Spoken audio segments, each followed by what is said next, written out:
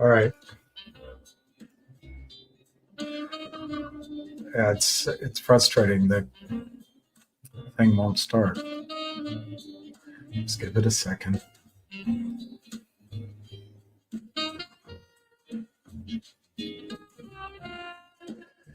It's very frustrating. I'm sorry. Everything's slow on this computer. I don't know if you can even hear me. There we go. I look like hail.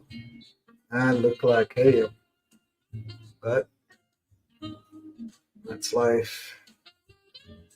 Forgot to comb my hair.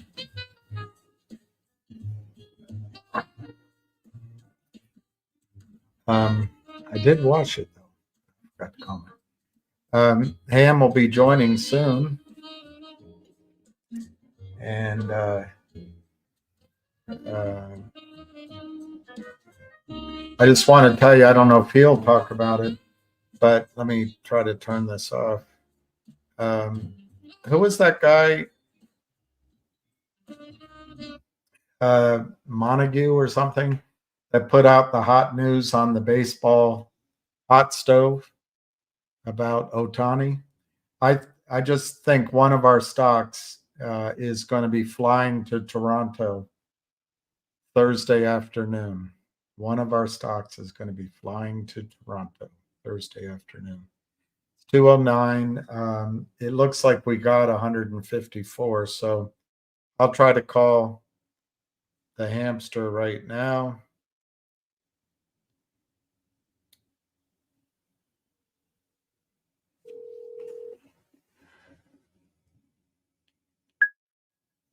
Yellow. The voice, the audience, be kind to each other. You can piss on me. I don't really care. Anyway, this is not to buy or sell. This is just information about securities fraud, which we cannot stop. All right, I can't move fast enough to make this happen. Again, we're watching the attack continue. I just got the updated real short information and real time as of today is 1.3 million. So obviously, I can look up the exact number. Hold on one second. Which stock are you talking about? Finger motion on the short was 2 million shares. On Friday, they crossed 620,000 shares. All right.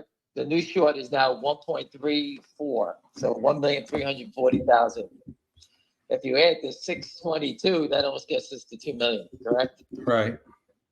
So they are naked shorting it so that the real short can buy it from them, deliver the shares that they're paying interest on, lock in a profit, defraud their own prime broker. And now the naked short is now short at 395. That was the cross price on Friday, 395. That's 600 and some odd thousand shares. 622. Kristen Shaughnessy put that up on Twitter. She's great. Or she retweeted it. She's been posting these videos. I don't know how you make up. She puts all the words in there. But She's great. They just Friday. They control the game. They make up their own prices. They do it. I mean, it's like the Wild West, what you're seeing here. All right. At the end of the day, if they thought they can win, they let the stock go higher. They're pushing it down because they need people to panic out. Frank DiBenedetto said if the stock breaks a certain price, he's going to sell. You know what, Frank? You got to do what you have to do. I can't control it. But that's what the game is. They turn people that are trying to help us, and they turn them, hey, you got to protect your own family. I got it. But that's what they do. But we're not going away. We're going to get them. I am speaking with 2 law enforcement agencies, and we're going to get them. They can sit there and play all the games they want. I'm not going away. We're not quitting. On a different note, GTI, the CEO put out he has a succession plan in place. Obviously, something else is coming out behind it. I don't know what it is. Maybe they got the deals done, but no one's going to jump on and take a job on the Titanic. So they have something going on. I don't know what it is, but I look forward to seeing what's the next press release on GTII. Right? No matter what a company does, the first thing they do is try to sell it lower. Right? GTII comes out with some news. They're going to get the CEO is going to retire, obviously, and that's bad news. Sell it down. If he's here, it's bad news. If he leaves, it's bad news. Everything's always bad news. That's the Charlie Mayo. He's the research team for GTI short sellers. No matter what happens, it's a sell.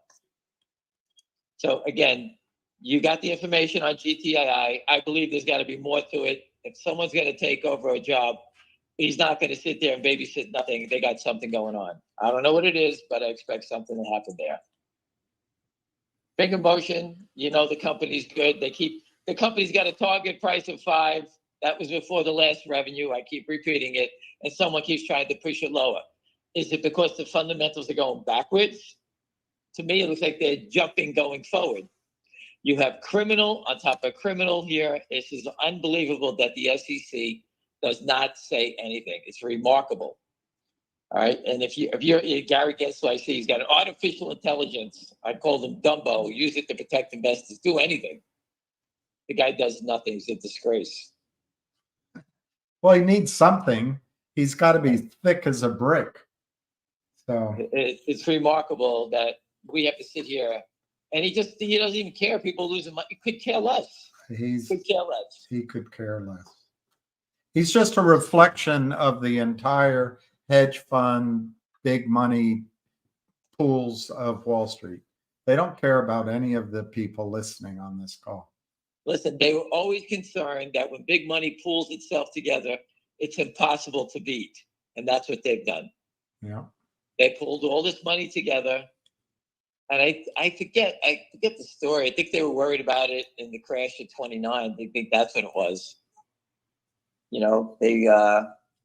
They were talking about pooling money together, but that's what they've created. They created this pool of money, and now you can't. How do you stop these guys? Look at the hedge funds that are suing the SEC over the transparency rule about short selling.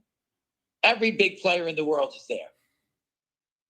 So they hired the best lawyers in the world to go after the SEC, and the SEC came back with its comment that they need the rules because of GameStop. Well, we know why they need the rules, because the system's flooded with counterfeits, and no one's saying anything what's going on, and it creates these catastrophes when they do happen. All right, so again, that's why the SEC is going to win that case, but these guys, the criminals, are doing everything they can. They can't possibly make money the way they are. I keep telling people, listen, I don't care how great a trader you are, you lose. These guys don't lose because they're fraudulent activity.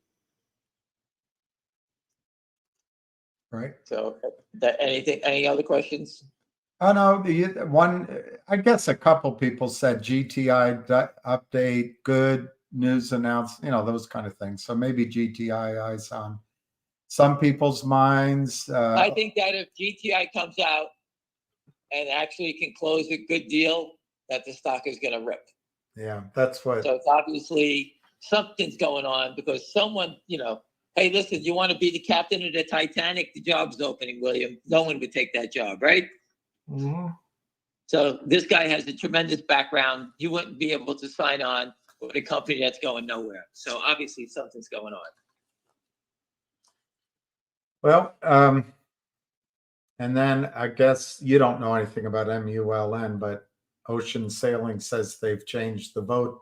So there's a third reverse split coming.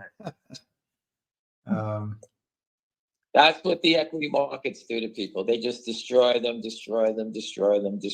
Which is a good chance to talk about how Reichman and his team have not, there's been an expanding of shares outstanding, But he hasn't done this kind of reverse split or any deal with the shorts. Listen, the companies, listen, I can't hold any company, they're just trying to survive. This guy at MULN, he's building cars, he has people there, engineers, he needs money. What is he supposed to I do? know. And why should the CEO have to fight a battle against criminal Wall Street types? So That's the job of the SEC. He's probably spent $500,000 to $1 million on retaining West Christian, Yeah. Mark Bazile, Yeah. and all the other, his own lawyers paying fees and conference calls, and I'm the only idiot that worked for free. I advised him on everything he's done. And look at the money they spend. $1 million could have been, could have paid, 10 people $100,000 a piece, right? For a year. Adina Friedman, CEO of NASDAQ and president, she makes $28 million a year. Looking the other way. $28 million a year, looking the other way. Looking the other way. $28 million. They can't settle one trade. The whole thing is so corrupt. But again, we're pulling out our own magic tricks here, and we're coming back at them. They can play all the games they want. We're not going away.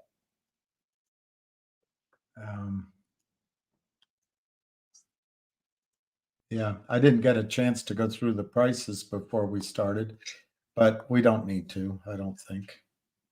I can go through it. Finger motion has been attacked straight down. Pete from Philly put in the chart. Everyone shows that the attacks. They're blatant. They're just obviously what they're doing. You saw the 622,000 that trade. How do you cross 622,000 with 1 second to go in the day? Obviously, they knew the buyer and seller is the same person. So again, they just crossed it from the naked short. They covered the real short. He locked in a profit, and the naked short is now short at 395. 622,000 shares. They're buying more settlement time. All they're trying to do is get people like Frank DiBenedetto to bail out. That's what happens. All right. This is, again, people that were looking to trade it, like Frank DiBenedetto. He keeps saying your name, Frank, but you just posted about it. But you want to sit here and trade, and if you don't make money, you move on. That's what the shorts want to happen. All right. They want people to kind of just be a shareholder in passing. We're going to get the stock going for you so you can make a couple of bucks. That's not what this is about. We're here to expose fraud. We do it, and you will become, your life will change. That's what this is about. That's what it's always been about.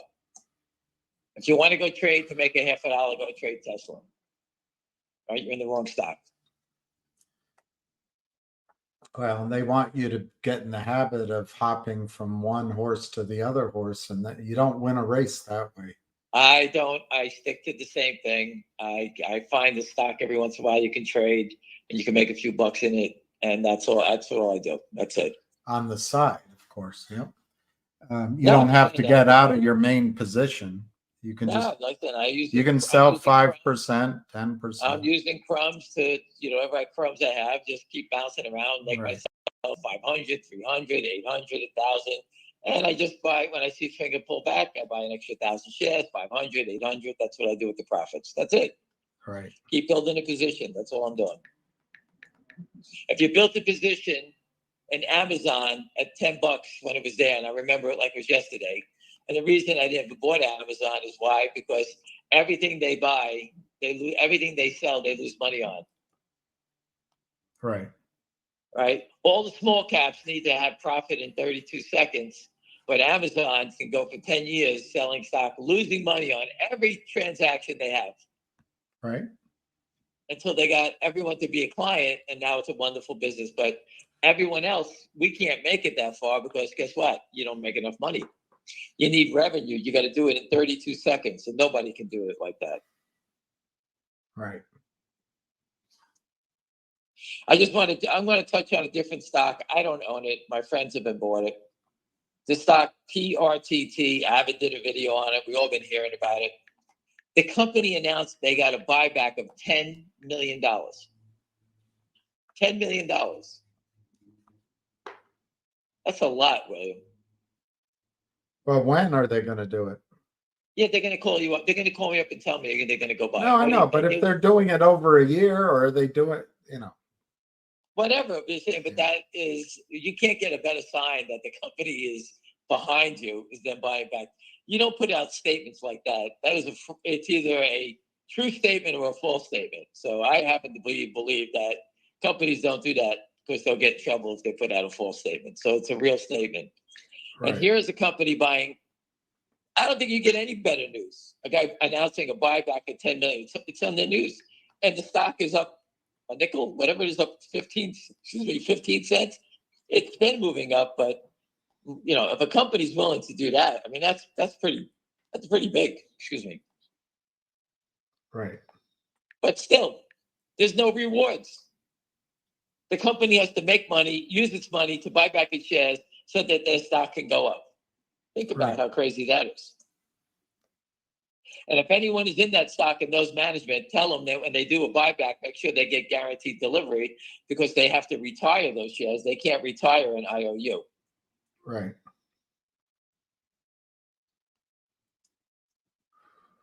All right, so that's a buyback. So are you? If a New York Stock Exchange announced a big buyback like that, percentage-wise, the stock would be up $5, $10. Oh, I agree. It's a great news. I agree with you. I wasn't I'm just being negative. It's great news. No, I'm not saying I'm being negative. I just read the news and I try to decipher and see what happens when they do something like this. And here it is. It's a big nothing.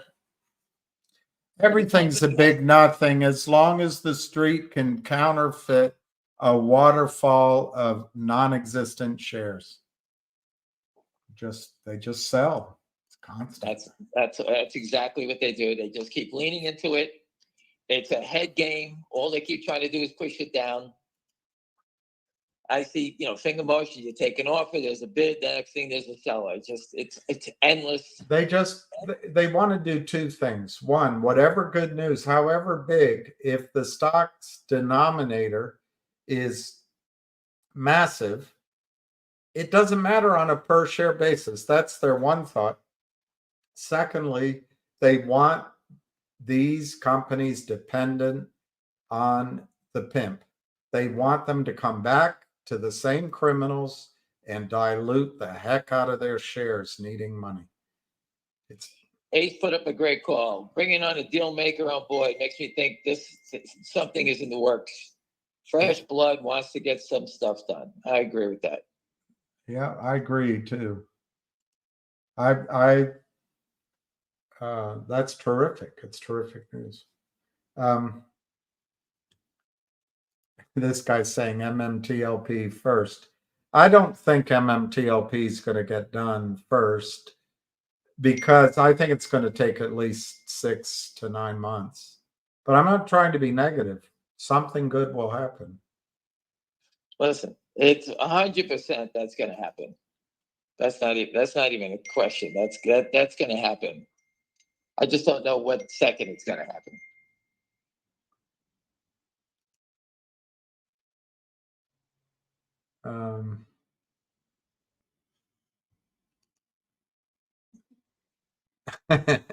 We've got a shill on. So basically, GRII is FUCKED with CEO change. Do you think they're making a change to FUCKED, the stock? Listen, that's what the short. Listen, you're talking to guys that are morons. All right. I am. They post on a message board. Not saying that these are the people I call them. They post on a message boards. They get paid. They say the same thing. It's a pump and dump. They're going to dilute the stock. They say all this type. It's the same patterns. It's the same stuff. It's example Pat Bernio used to say. When a girl gets raped and she has a short skirt on, she deserved it because she's wearing a short skirt. Public companies deserve it because they're public companies. That's it. They're small cap public companies. A skirt is modest today. Whatever it is. I'm just saying that Pat Byrne used to say it. They always blame the victims, right? That she did it. She deserved it. That's what they say. All right. It's just like in the stock market. These bashes come out. The companies, they say the same thing. They It's a always scam. blame the victims. They can make the stock up, down. It's coming to a head. They're going to get caught. I keep saying that. I know it's time. You know, it's a long time. Time is a killer. That's what they try to do. Time is a killer of all deals. We all know that. And that's what they're trying to do. That's the end of the game. They have nothing else going on. That's it. I'm looking on Twitter and I see pictures of families, you know, the MMTLP. They're faces of real people. They have nothing to do with Wall Street, just getting robbed, and no one does anything about it. This guy's asking, how much does Goober Gary Gensler make a year as chairman? The answer, $300,000. But he's worth $125 million from Goldman and his time on the Clinton campaign. $125 million. He didn't start with any money. One guy sold GME and bought Finger, and I think that's great. I think that's great. I'm just looking at a picture of a woman has a brain tumor, changed her life, but she's unbreakable. I mean, she's having a tough time walking. Oh. This is life. This is what goes on. And these guys steal money from people like this. We're trying to support. I thought of you, and makes me sick. I thought of somebody, you know, when I went in for my eye exam the other day. They have all this equipment and the technology is amazing, but it's not brand new. And I was thinking, what technology have we missed out on because of the criminal shorts? You know, they don't care. I can tell you point blank. There's a company that was, the symbol was E, Eddie, yellow, Eddie, Sam, eyes. Yeah. And they drove it into bankruptcy. And they were helping people, it was called Second Sight, helping people that are blind see. And people that were getting the treatment when they went bankrupt was stuck in the middle. They had no way to update their treatments or anything because these guys drove it to zero. I read helping people that are blind. Imagine if you were blind and you have a chance you could see again. They drove it to zero for stealing money because of naked short selling. But they deserve it. How do I know about it? Because I followed it. They deserve it. They're chosen special. Right. They walk on carpets, and not sidewalks. People that were buying the stock are people whose families have someone in their family that is blind that needs help. And they believe in it and say, this is great. I hope it works. I'm going to invest in it. And they all get robbed. And they lose the chance of getting their eyesight back. Think about that. They steal from the handicap with EKSO, who helped the robotics, RWLK. Lynn Partners invested in RWLK, killed them. EKSO is another robotic company, killed it. That helps the handicap. EYS helps the blind. They steal from everyone. Northwest Bio, people with cancer, CBM, people with cancer, blah, blah, blah, blah, blah, blah. Just keeps going. And the shorts come out and say, that doesn't work, it doesn't work, it doesn't work, until they get approval, and then they get roasted. That's what happens. But meanwhile, in the middle, investors just get crushed. Well, these people belong in jail by the boatload. Take their money, throw them out of their houses, and lock them up. That's what needs to happen. There was a more prosaic hedge fund theft announced. There's a hedge fund buying up all of Greyhound's downtown stations. And so 60 million. I think we're talking about the dogs. 60 million Greyhound customers, 60 million people that are poor, and probably largely not, but a lot of poor people are white, but 60 million people lose access to their only transportation. They have to get, and it's all for a hedge fund. The hedge fund is called Alden Global Capital. The subsidiary is 20 Lake Holdings LLC, and they just do it to flip the real estate. So why do we back these effing hedge funds? Why do we idolize them? Again, they come out, they present themselves. They all came out of Harvard and this and that, and they all think they're too smart. Yeah, but they can't make any money. They can't make. I'm telling you, trading the equity markets is very tough. Yeah. And that is like 10% of the people do that. Then you get the people that are just a little bit above that do bigger positions. And then you get your long-term holding people. It's very hard to make money. Warren Buffett, was he making 10 to 15 to 20%? Lynn Partners is making 220%. How's that happening? Geniuses. Sheer the last genius. time I heard, he isn't as smart as Warren. And the funny part, every investment that Lynn invested in is a zero. And yet they're up 220%. I'll find I have it here, the newspaper from Australia. I printed it out. But the qualifications for Jeffrey Easton, hey, we're not doing this. He was a day trader for Yahoo stock for 6 to 9 months. He day traded Yahoo stock. That's his qualifications to run Lynn Partners. Right. That's who's making your investment decisions. And there's no way he traded Yahoo perfect for 6 months. That stock was cratering. There's no way that he did that. No.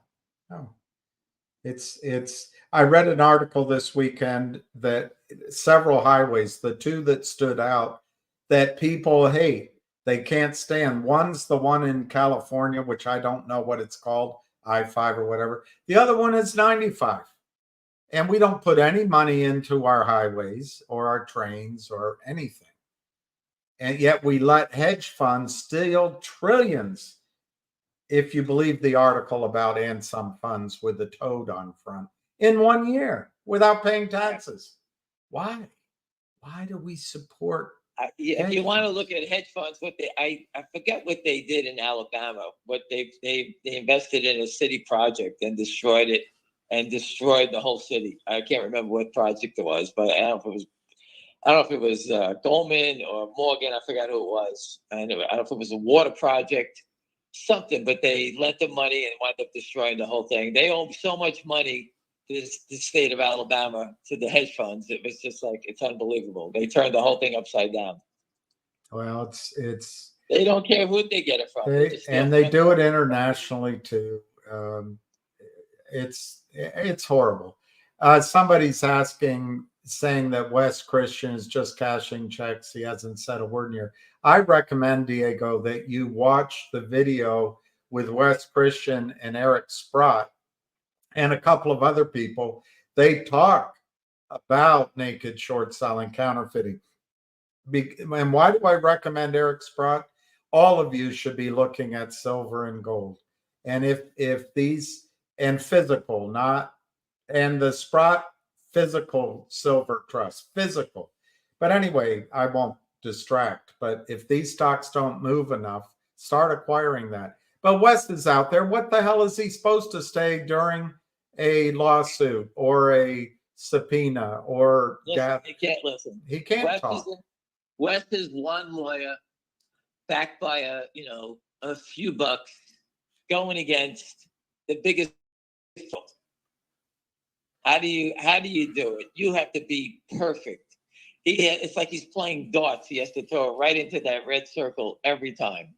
And you don't want your case kicked out of court. So you zip your mouth. You don't talk outside of court. And they're going to throw everything against Wes. He's a good attorney. I remember when Wes said he was filing a lawsuit in the Southern District. I forget what company it was. But he was terrified, because the bashers start going after the judge. Yeah. And they make it sound like it's crazy investors.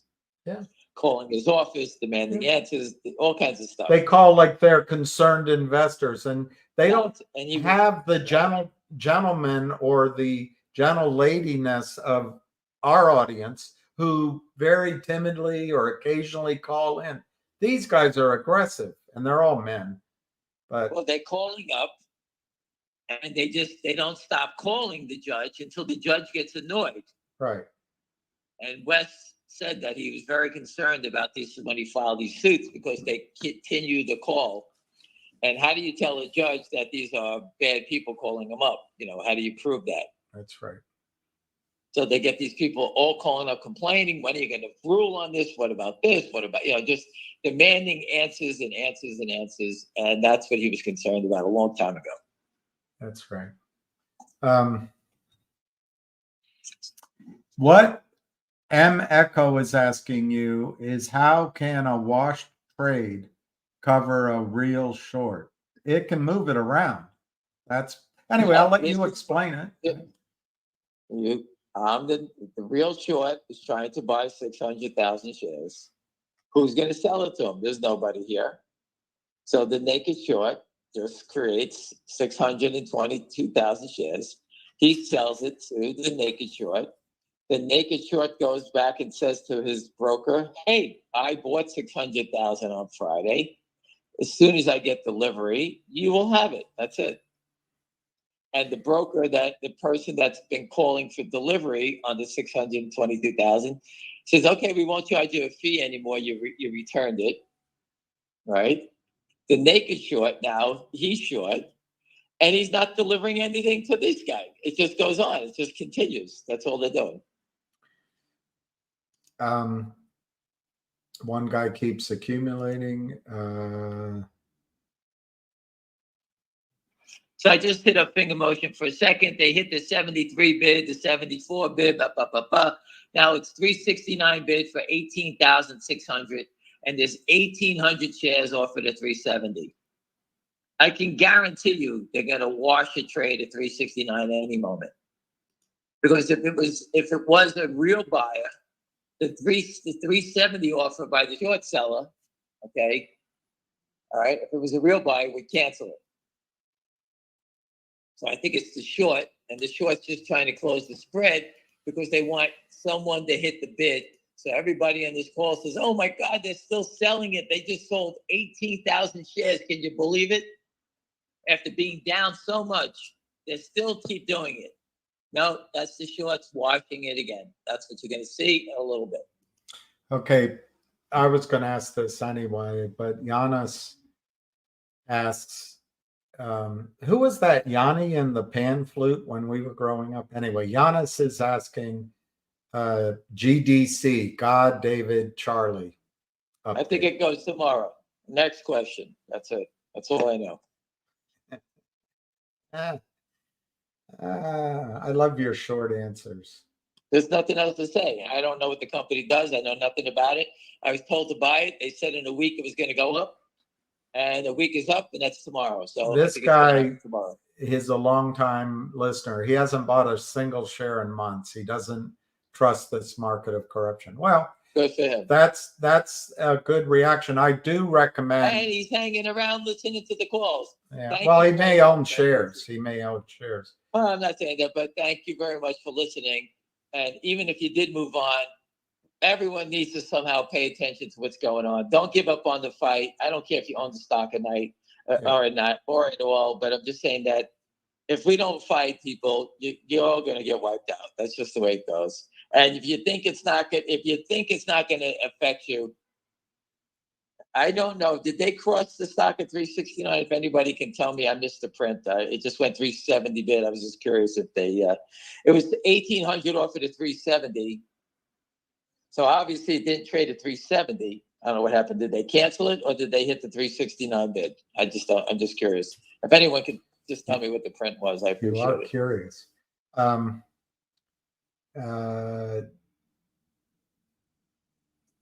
Okay, if we have a settlement on MMT, we're going to have 1-to-1 dividend in Nextbridge.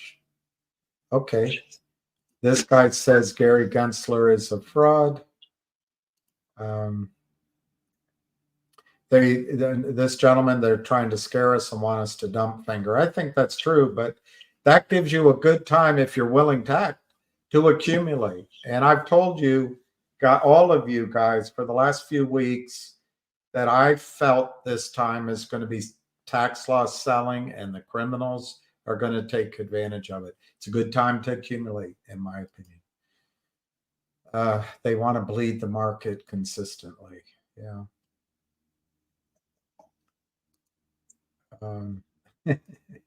This person wants to know, do you have anything from the Secret Service? I really can't talk about it. I mean, I can only tell you that I'm dealing with them. What can I tell you? You want me to give you their names? Does that make you happy? They asked Ham, the Secret Service asked him, can you keep a secret? And he said, yes. He said, okay, we can work with you. All right. I told him point blank that I have a big mouth. I told him point blank. All right. So Leo is saying MMTLP will be resolved soon because Congress is pushing for the share count. If it weren't for the holidays, the resolution would have been sooner. Probably have to wait till the end of March. Well, we'll see. That would be great if you're right, and I believe you. So that they're looking for a settlement at the end of March? That's what he's saying. Yeah, Leo's and yeah. It could be true. I'm skeptical. Why though. would it take another 3 months to do it? Or once you're, the flip side of that is once you're into. What's so hard? Just think about what you're saying, everybody in MMTLP. They shut it down. They know how big, and they know who did it. And it's a year, almost going to be over a year. You're talking another 3 months until they can figure out what to do. Right. If that doesn't make your blood boil, nothing will. I got you out of your, yeah, that's like unbelievable. So I agree with you. This gentleman is saying dirty CEOs are not protected. He talks about Nicola's CEO, Nicola, just got 5 years. But that brings up the point that I've made. Why not? Who is that? Who are you talking Nikola, Nicola? Oh, okay. He was making the trucks or something like that. 5 years for defrauding investors. I think. And Savvy Management, Savvy Manager got a $2 million fine, whatever it was. And he's walking around living in Miami Beach laughing.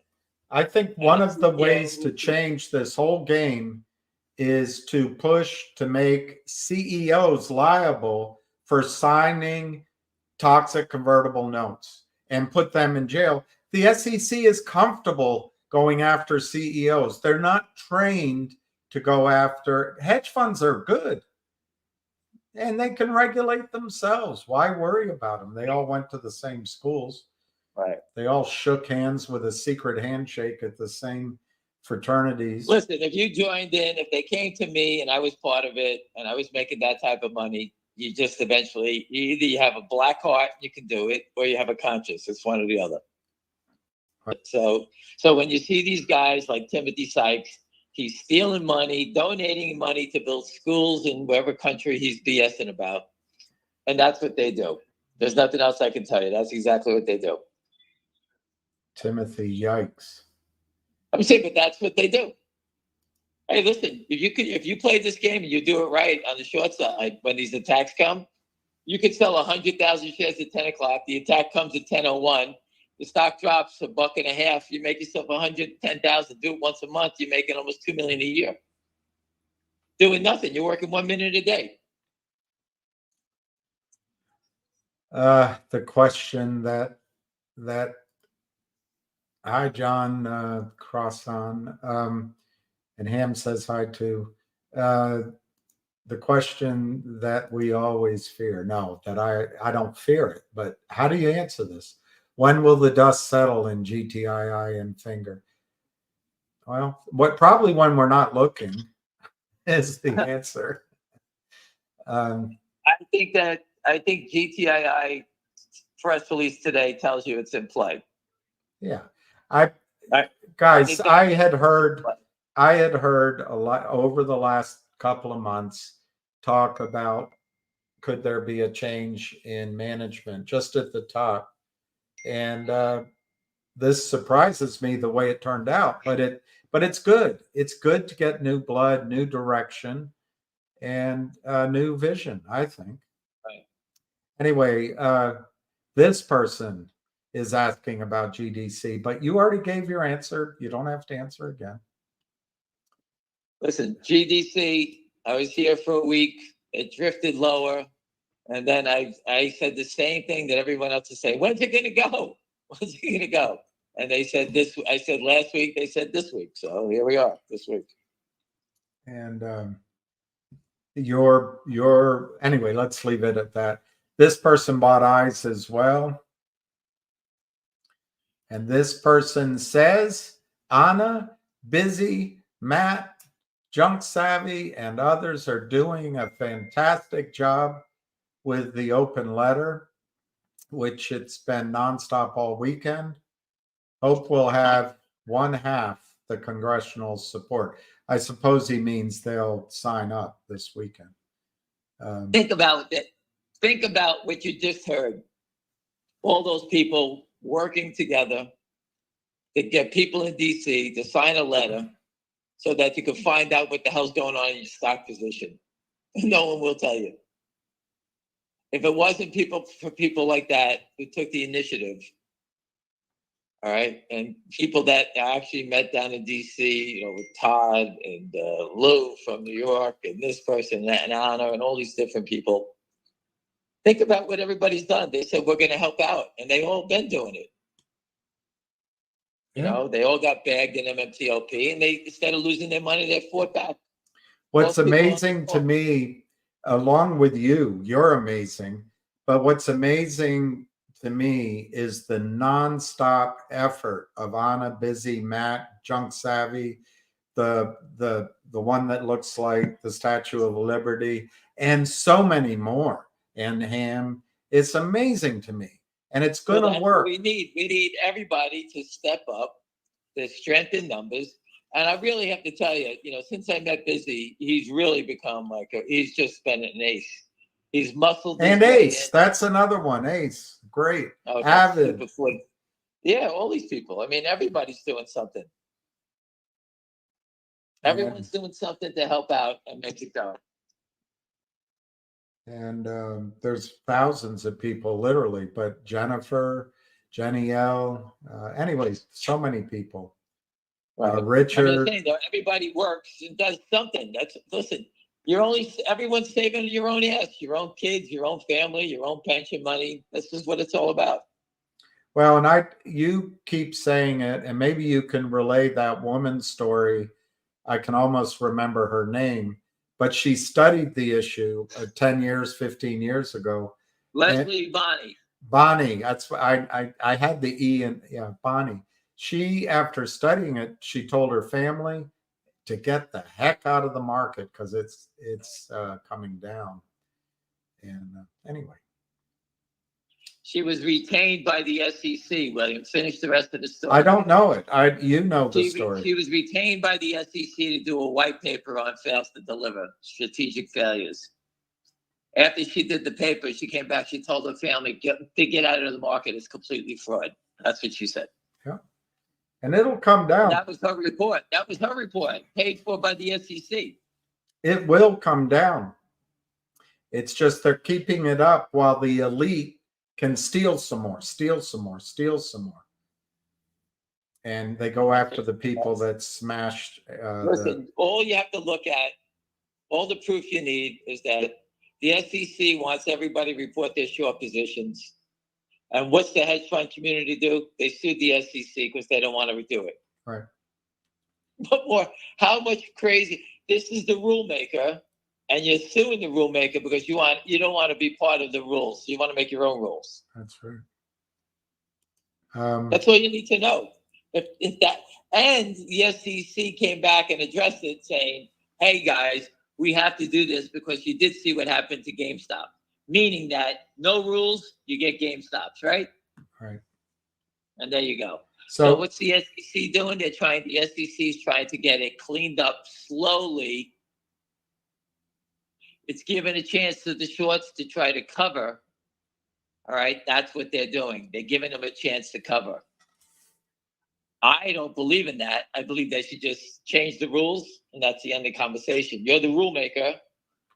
The rules are to help everyone out and to expose fraud. Why do they take so long to get done? Well, it's interesting you say that. From what I studied, and when I say I studied, it's not like I'm Professor Rocket Ship, but I studied some of the background on Reg Show. And one of the reasons that they passed Reg Show was to give Wall Street time to unwind these positions. What did they do instead? They crimed on a grander scale. They just made it worse, and no one cared. Absolutely. The grand show came out. They even tried to put a grandfather clause in there that if anybody naked short before this, you don't have to worry about it. And we all went crazy on them back then, and they took that down. Imagine doing that. How do you grandfather security fraud? Think about that. They almost did it. That was the SEC's rules. Anyway, do you follow? And just give me 1 second. Yeah. Finger motions back to 369 for 18,000 and 1,700 off of that 370 again. Like I told you, they're warming up to make sure that they cross this piece at 369. I just want to get that on the record. That's all. Well, make sure you watch it while you answer. Do you know Paul Boy Larry Apple? Paul Boy Mary Apple? Larry or Loser. Paul Boy Loser Apple. Annabella Therapies of $1. Yeah. Wow. Says it only traded 100. It only trades average days 80,000, 800,000. It traded 125 million today. Oh, that's normal. It's normal. They're good clients. There's systems in place. I don't know. I get so sick of the apology for this corrupt Wall Street. This gentleman is talking, man, you might know, a 30-year-old hedge fund trader from Toronto, maybe suicide, Christopher Callahan, Triner Ridge Capital, lost 95 million. Was that the guy who killed himself? Maybe. Toronto hedge fund. I don't know. Yeah, that was the guy from Toronto. Yeah, he lost 95 million. That's what this person's point is. That's why he wound up. He had a suicide. He was tied with a cinder block at the bottom of his bathtub. Sounds like Arkansas. Yeah, he didn't want to lose. Whose money did he lose? That's the good question, right? Yeah. That's why there has to be transparency, because obviously people are holding positions they can't afford to hold. And this is what the SEC is allowing. The SEC allows these things to come. Losing $95 million is a monster loss.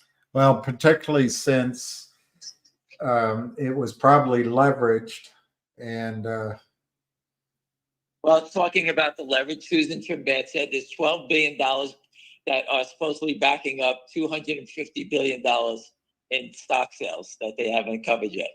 Good Lord. So you put up 12 billion and you have access to make 250 You're billion. Good at arithmetic. Is that less than 5%?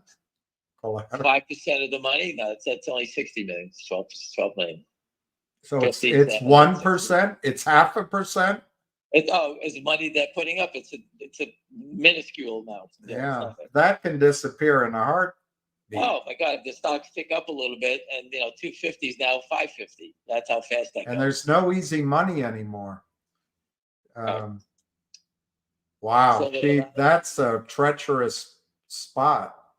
And Susan Trimbett put it up. It's right there to see. All right, I'll go look at it. The doc. Here's a non-GTII finger question.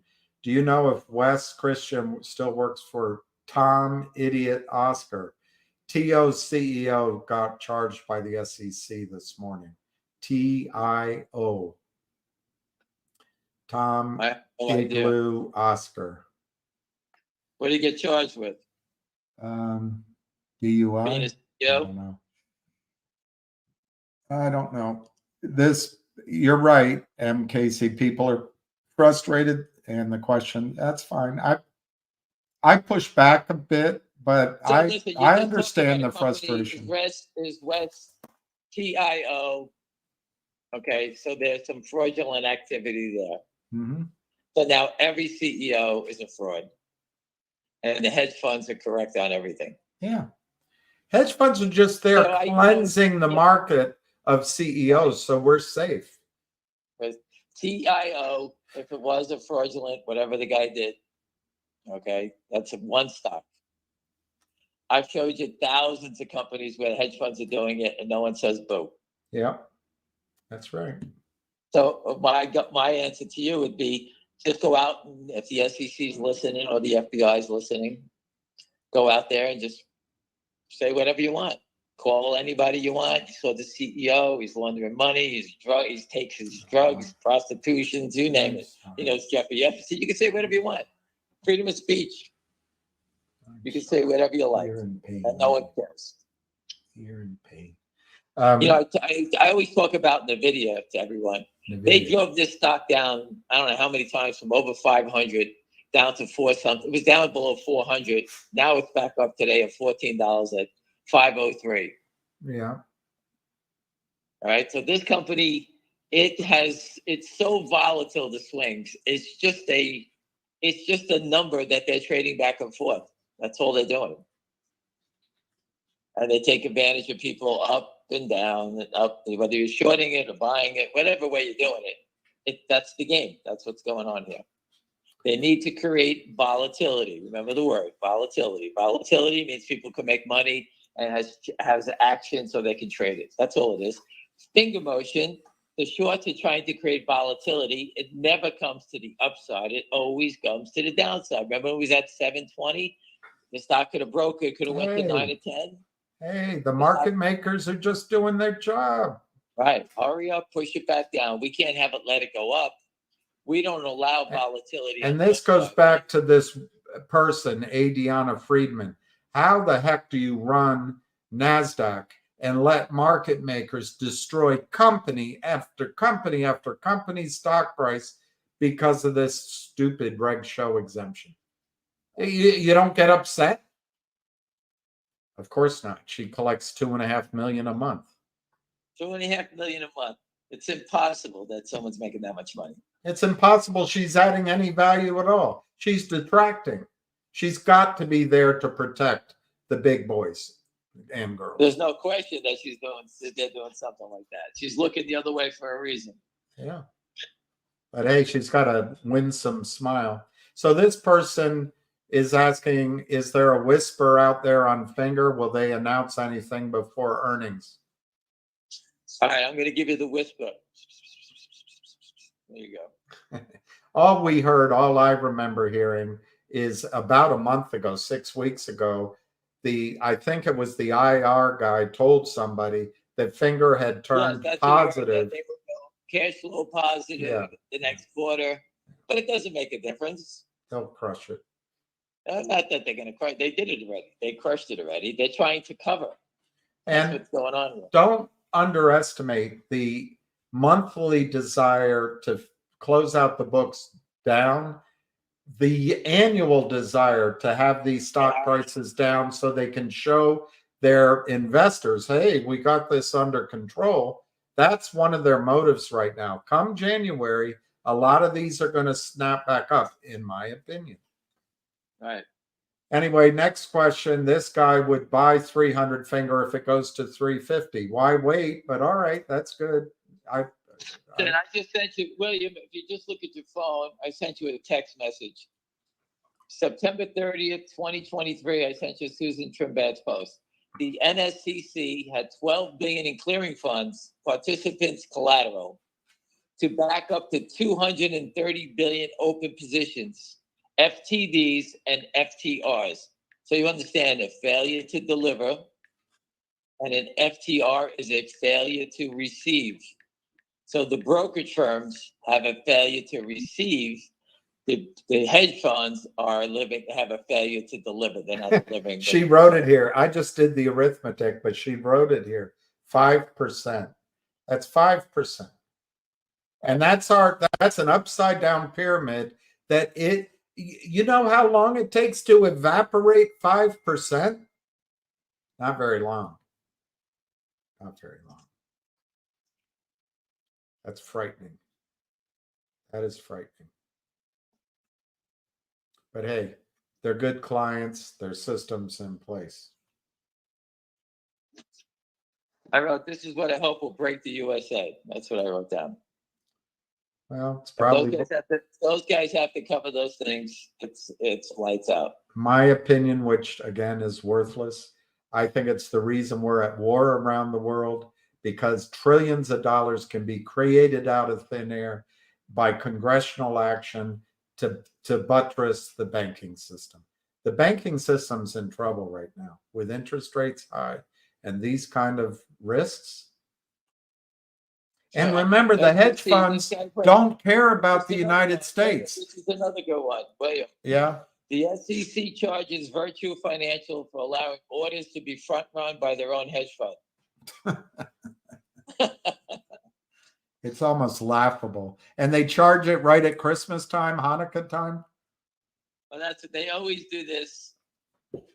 They always do this at the holidays. On slow days, they run out the wall of shame. All the criminals get caught then. It's unbelievable.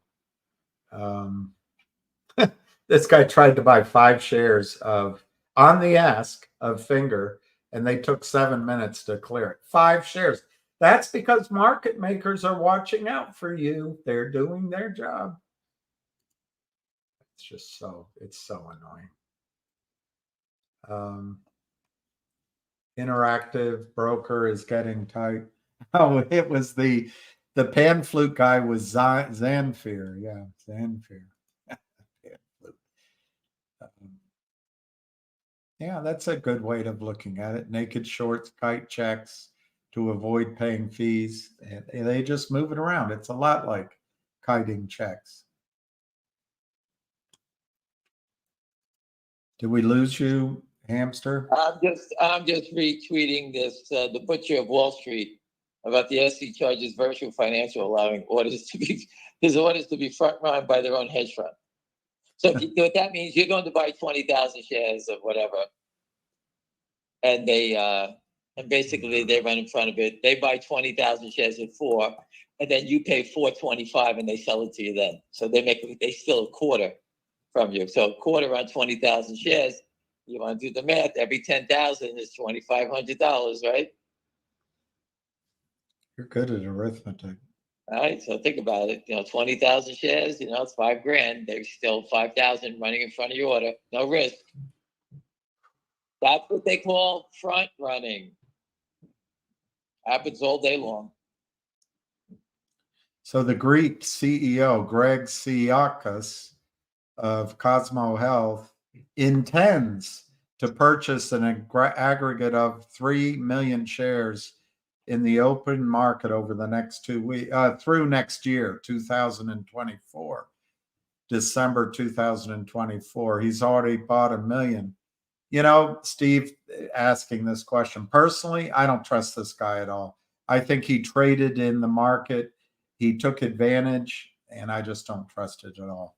He's the only company who took money out of the shorts for the company, but I bet he traded his own account overseas. Although he says here, I could be wrong, I have invested more than 15 million in Cosmos and committed to continue supporting the company. But anyway, I don't know, Steve, what the answer is. It's trading at $1.17. Is that post split of 30 to 1? I don't know. I don't trust it. But, I keep trying to tell you, if you think the CEOs are bad, the hedge funds are bad, why would you even be here? Go play Bitcoin. Well, I'm the one. I'm the one being negative. He's not. He's not being.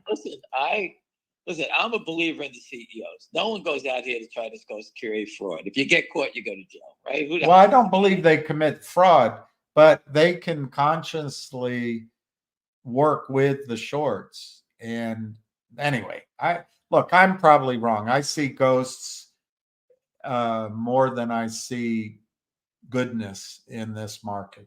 So that's just how I am. I'm just saying that.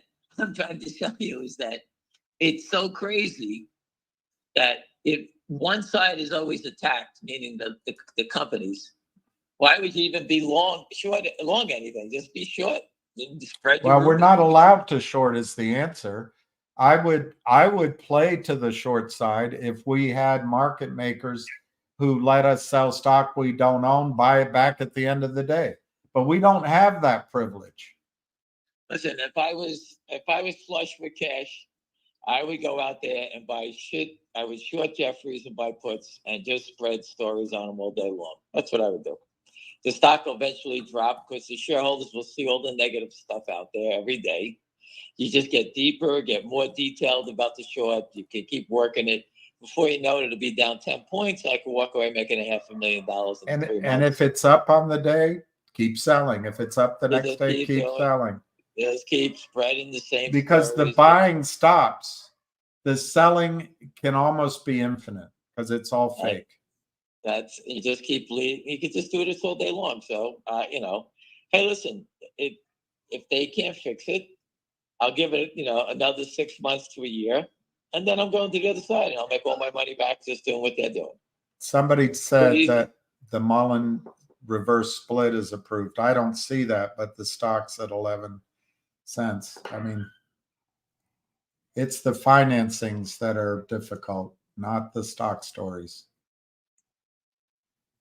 Listen, I know nothing about his cars, but if you can build a car that actually can work, good for him. I don't know. I can't build a car. Yeah, but they don't care. But that technology will go over the guy built a car. He came up with an idea. He built an electric car. And for doing that, Wall Street's punishing him. Why? I don't know. But they want him dead and gone. And that's what they only got 11 cents. What do you think about this guy's thought? He thinks the naked shorts are about to break. The number one reason, it's the reason that the indexes are up 15% over the last quarter. They are covering the big names to meet margin on the highly concentrated shorts. I don't know. Is that a possibility? Yes, I agree with that.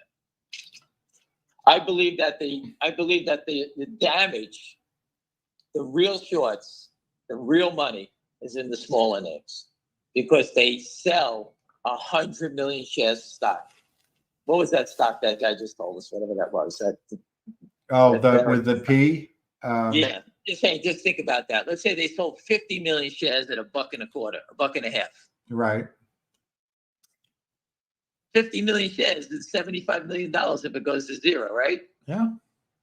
So these are the names that people can buy. They can sell more volume. They don't do it in the big names because institutions, they have to come back.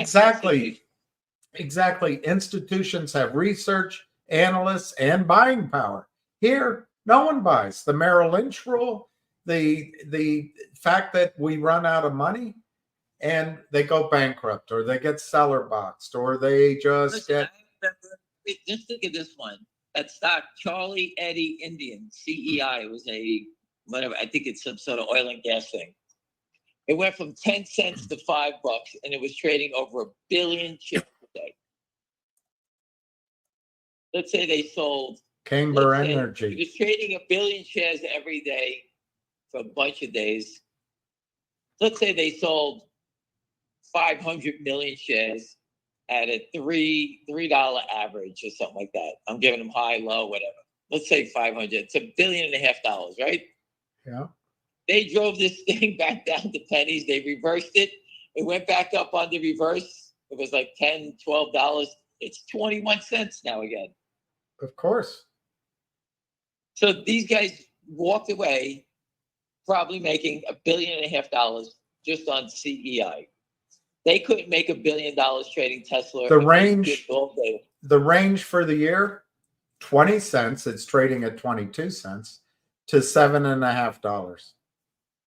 Well, that's after the reverse. So again, yeah, exactly. These guys walked away making $1.5 billion trading CEI. How much in taxes did they pay? Nothing. They're probably hiding it. They don't. But that's good. It's good for the economy. It's good for investors, and it's good for our governments. And let's go after people who receive $601 in Venmo payments. Right. They have the computers to go after Venmo payments, but they don't have the computers to go after this. Hogwash. Well, at least you can see what's going on. It's just remarkable what they do.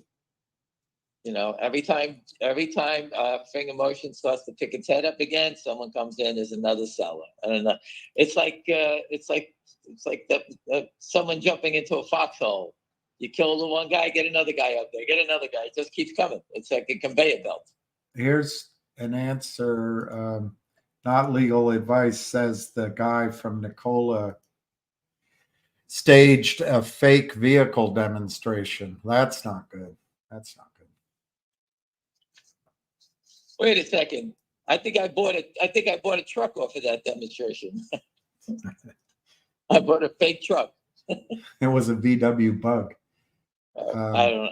I have no idea what the guy did. Again, the public companies. If you want to be a CEO, every CEO I met is not out here trying to commit fraud. Maybe he got roped into this guy. Maybe he was desperate. I don't know why he did it, but who knows? So there you go. You got 10 CEOs that are bad this year, and you got 10,000 hedge funds that are bad. All right. So here's a question that may not be written exactly the way I'm going to read it. He says, "Hey, William, I'm truth or bullshit. If criminality is involved, isn't there a threat of a stock being shut down, some kind of BS halt by the SEC crooks? And when will that be?" I don't know which stock he's talking about, but I guess he's worried that if there's a squeeze going on in FNGR GTII, the SEC will halt it to protect the criminals. That's how I'm reading this question.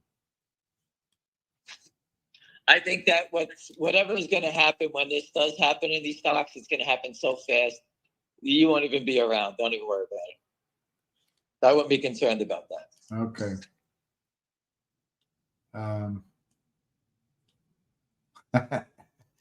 If this would be nice.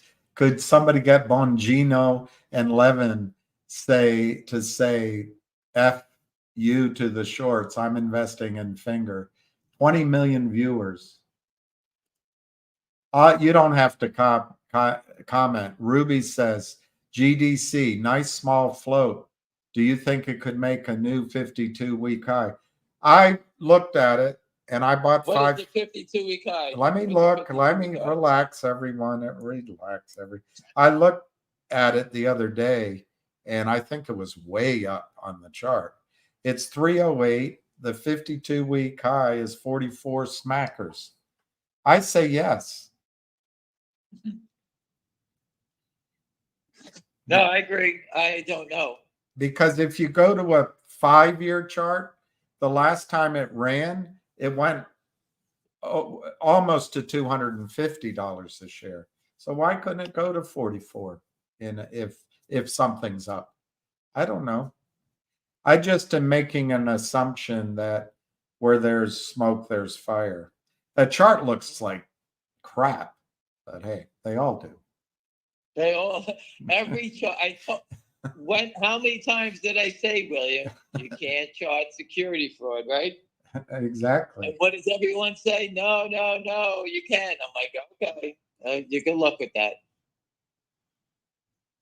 It's impossible to chart security fraud. These guys are experts. How does stocks go from being 100% buy? I always look. I'm not a chart guy. I go to bar chart and I see what they give me the opinion. It was 100% buy, day after day after day after day. And then all of a sudden we get attacked down from 7 down to 4.5 on a fake capybara report. Kirk Findog. So the stock goes from 100% buy. Everyone's behind it. It's going crazy. It looks great. But yet they come in and attack it. They need everyone to sell, stop the upward momentum.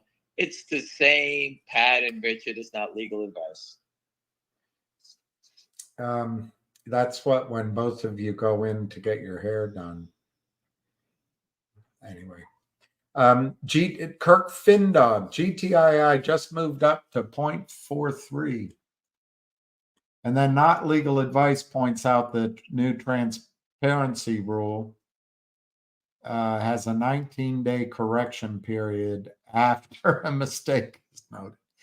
Well, that's almost hilarious. It used to be Not Legal Advice when I was a big swinging whatever on Wall Street that I could get an extension for delivery of shares for my clients.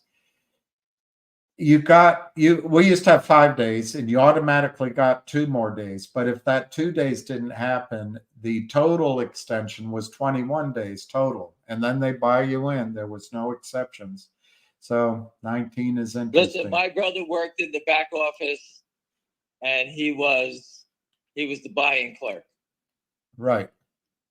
And he wouldn't come on the call, but he told me point blank, he didn't give a shit who it was. When they gave him the order to buy it in, he bought it in as fast as he could, closed it out, and they send the bill to the person that took the loss. That was it. It happened to me, and I was a top producer, and I thought, I was young. Hey, I'm big, but I remember it happening to me one afternoon. I said, no, let me call the guy. He's overseas. I'll get it. Boom, done. 26,000 or 12 or 22. Anyway, huge error come out of my net that month. Ugh, painful, but it was done. They didn't care who I was or who my client was. But these guys get all the time in the world. I just put up ALT still moving higher on Pfizer take a room. It's a huge short. ALT still moving higher, and I got the call on that at 550. And what did I buy? I bought GDC. So there you go. Not everybody can win every day, right? I'm a smart ass, and I know I'm good at it, and I don't win all the time. So anyone who tells you that, they're full of shit. This guy made the observation you did. PBLA float is 5 million. Today it traded 125 million. Hey, it's normal. It's just everybody's buying it and selling it in 1 second. Hurry up, we bought it. Yeah. I didn't need to buy it, sell it. Oh, wait. Anyone buying it only wants to hold it for 15 seconds. It's 15 genius. seconds. Hurry up. Everybody flip it. Sell it back out. What I heard is if you hold the position 15 seconds, 60% of your gain is taxed in as a long-term taxable gain if you're a hedge fund. Listen, you got hedge funds that are buying up all the houses and then renting them out at tremendous prices to everybody. You can't buy a house. Well, hedge funds are doing anything to make money. I experienced that personally. I think the flip side of that, hedge funds aren't smart and houses aren't stocks. So if they start selling, watch out below. Watch out. Well, this is what's going on. They've been buying the houses and they're renting them out, right? Right. In Boca Raton, you cannot rent out a house like an Airbnb type house now because these guys are buying the house and renting them out. Right. You have to minimum. You have to do it 6 months, so you can't have any short-term rentals because the people who live in the neighborhoods don't want these people. They don't want strangers coming in and out of their neighborhood. Right. So that's what I see happening soon around the country. Companies, Airbnb, these guys are going to be losing. They're going to be getting shut down because you don't want someone's house across the street from your house that you've lived in for 20 years, having people coming in and out every week. You don't know who's coming. And eventually, if the economy is tight, which I think it is, people stop paying their rent. They walk out. If the hedge funds decide to sell, they're not going to do it slowly. They'll just hit the bids, and it won't be pretty. That's my opinion. Well, that's how they bought it because my friend did it for BlackRock in Orlando. And when the market crashed in 2008, he was out there. He was the only buyer. He had as much money as he could. He was scooping up everybody who was bailing out. Well, an erstwhile cleaned them up, and they put them back out, and they lease them all out now. An erstwhile friend of mine and someone I trusted, he had his daughter go out buying up what he called doors. They were calling and buying every door they could, units, putting 100 together, 200 together, and then flipping them to hedge funds. You're exactly right. They went out and bought them en masse. That's what they do. They need to make returns. They get money from people. When you run $1 million, okay, a 10% of return is 100,000. Right. 10 million, you need $1 million, right? 100 million, you need to make 10 million. You got to be pretty bright to start getting 10% returns, right? Without any mistakes, right? On 10 trillion. You have 10 trillion. How do you make $1 trillion in profits year in and year out? I say you cheat. It's impossible. And And that's why Warren Buffett and what the guy that just passed away, Charlie Munger, what were they making? They said, 20%? And that was, those are the best, 20%. yeah. And And Lynn Partners is returning 220%. well, the thing is, if you buy properties and you have income off of that, they can charge their 2%. And as long as the income is net to the positive, they can charge 20% of that. So it pays all their overhead and their jets and their condos and their chicks. Just think about what you said. These guys are stealing everything that isn't nailed down so they can have jets, go to the islands, do whatever they want. And the SEC is all right with that. Savvy management and Ken Griffin give you an inside look at what they do with their money. Ken Griffin's buying houses for hundreds of millions of dollars. Savvy management, that fat fuck, Al Mintz, he bought a condo for $10 million. $10 million. I paid $365,000 for my house. This guy bought a house for $10 million, a condo on Fisher Island. Do you ever trade the QQQ? Apparently, No, I don't trade anything anymore. Yeah. I told you, once I'm done with this thing, if we don't win, okay, which I believe we are, 100% believe we're going to do it. But I would only trade. I would go to Bitcoin. It's safer. You can trade it all day long. You don't like it, you turn around, you flip it, get the hell out. You know. You said something funny a while ago. I don't know what it was, but they thought you were funny. Really? I'm sitting with a gun in my mouth. I'm only kidding. That's how much. Like when I get off the phone with you, I'm going to go back and ring the doorbells of more law enforcement that has rung my phone. I say, what the fuck are you guys, brain dead? Oh, apparently one of the candidates for president said they will go after the corrupt banks if they win. Pat Byrne said, vote for Trump, and I will get it done. Pat Byrne is a man of his word. He's a Looney Tune, but he's a man of his word. He's brilliant. And he said that he will get naked short selling removed within 2 weeks after Trump takes power. Now, I don't give a shit if you like the guy, hate the guy, this guy, that guy, Diaper Joe. I don't give a fuck about any of them. All I want them to do is settle the trades, and I can move on with my life. That's it. If you guys have a beef with that, and you're willing to lose all your money because you hate Donald Trump, then go fuck yourself. I don't know what to tell you. I'm here to settle the trades, save you, your family, and your kids. You don't want to be part of that? Go vote for those other idiots, because no one's doing anything. Good guy. Does anyone know who composed the open letter they are promoting for Congress to sign?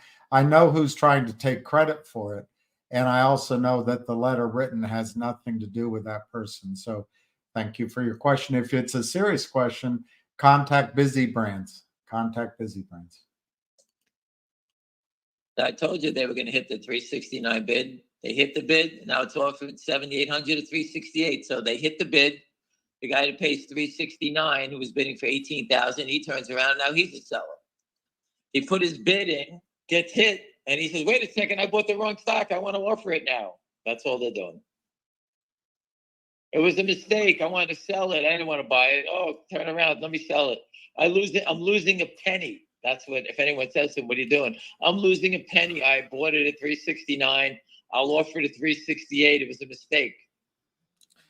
This guy's saying I'm wrong. Well, I probably am. I don't remember what I said. I'm sure I'm wrong quite a bit. So. I'm wrong too. So okay, let's move on to the next question. We're both wrong. So let's move on to the next one. I do the best I can. I'll recap. Listen, let me recap what we're following around here. Yeah.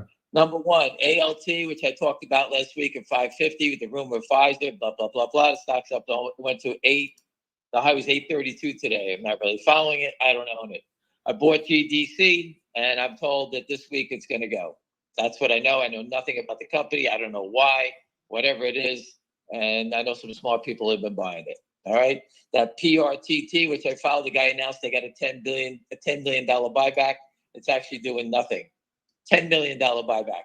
I don't know. It's a pretty big statement. Maybe that CEO should go to jail for saying that he's going to buy $10 million worth of stock back. All right. That just shows you that there's no respect for anything you do. They just keep selling it. Finger motion, the stock has one analyst. It's benchmark. They have a $5 target. That was before the last revenue quarter where they jumped up 80-something%. So $5 up 80%, another $4. The target price should be $9 or $8 on it if they were to update it. Who's selling it at $367? What's the fear? What's the panic? I'm not concerned about it. I know the company has value. I'm actually reading their press releases and saying, okay, I'm going to use my half-assed business degree and say, okay, this company seems to be doing it right. Or should I just be like the short and say, oh, the company put out they're up 80%? Oh, that means they're down 80%, like Capybara wrote, whoever that research report. Let me just flip it around. That's how am I supposed to think? All right, so I believe that the companies are putting out the right press releases, and I believe in what I see. So again, I think that it'll turn. The shorts are just trying to maneuver, get people to sell out. And most of it, of the volume of 745,000 today, I'll say the volume is Frank De Benedetto selling his stock, and the rest of it is people buying and the short selling it. That's the buying and selling for today. My recap on 700,000 shares of stock.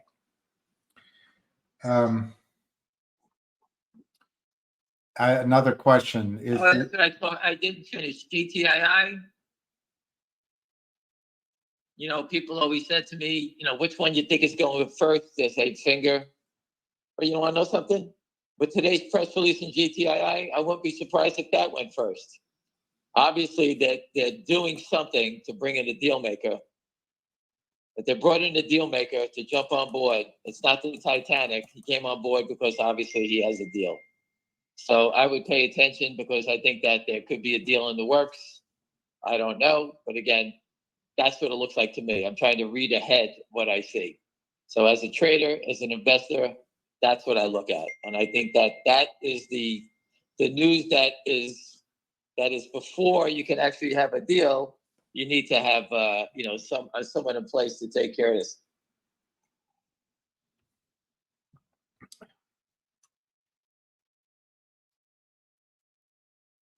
Someone said to me, it looks like people are listening to the show today. William, are people listening to the show? I have no idea. I thought I was just talking to you. Yeah, they're listening. I was just going to tell you the story. I was with these two prostitutes, and I'm only kidding. Can you read the poem, The Snake? Oh, God, that thing. Can you ask him if the Secret Service has their eyes on GTII or Finger? Counterfeiter. I actually, with the Secret Service, I'm focusing on Finger. You got to remember, I just can't go to the enforcement agencies and say, hey, can you do GTI first, then Finger, and Finger, then GTII? You know, I have to pick a stock that is in real time. And the reason Finger was in real time is because of the Capybara. Can you tell them to call us first and let us know? Yes. 24 hours in advance? I have to tell you that the Secret Service conversations have been outstanding. Yes, outstanding in their own field. I guess you got to remember, they went from didn't understanding it, and they've been brought up to speed at 200 miles an hour. So again, give them the benefit of the doubt. We don't want them to make a mistake. If they're going to come out, I've told them point blank, the only thing they have to do, the Secret Service, is come out, have a press conference, and tell everybody, if we catch you counterfeiting shares in the equity market, you're going to jail like a guy who's counterfeiting at 20. You can do a mandatory 10 years. When we do catch you, and we will, because we are going to go look in the back offices. When we do catch you, you're going to jail. No ifs or buts. It's not negotiable. You're going to jail. That's it. You're a counterfeiter. I just say thank you very much. Wall Street, you've been warned. Make sure this isn't happening. End the conversation. Forget the SEC. That's all you got to say. How's the movie coming? I don't keep in touch with those people. They're Hollywood people. It's not my thing. Not legal advice agrees with you. Only about 15% of CEOs are committing fraud. All right, so whatever the number it is, it is. And what happens when the CEOs commit fraud? They go to jail. Hedge funds, they commit security fraud. What do? They pay a fine. The company's life is ruined. Employees that work there who have nothing to do whatever this guy was doing, right? Imagine being an employee and a part of the company, let's say MULN, and you're the battery technology person. And by the way, a guy that told me was a big player in MULN told me that, that BMW and said Elon Musk were in talks with him about their batteries, because whatever the technology is, I was told is like really, really good. That's all I knew about it. But yet they still kill the company. So he invented nothing.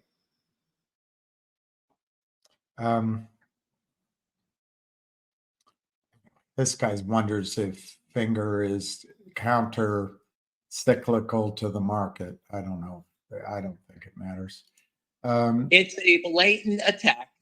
Somebody short 205 million shares. What would you do? I don't know how many people are on this call, but just look at yourself in the mirror and say, okay, I'm short. We got to get this stock to go down so that I can cover, so I don't get busted and go to jail. Now, what do? You say, hey, let's roll out. Let's give Capybara 50,000 in cash. Someone send them 50,000 in cash. He'll write a report for us. We can attack it and try to drive everybody to come out of the stock. They did that. Now what do? They put up another fake report that the company missed its earnings on Denzinger. That was their second volley. Then what do? They keep trying to move it down so people will bail out before take a tax loss. That's the next part of the game. They're trying everything here. If you look in the mirror and see you're short, shouldn't you lower the mirror? That's Richard. That's Richard. Will FSU win next year? I don't know. I don't think so. This was my year.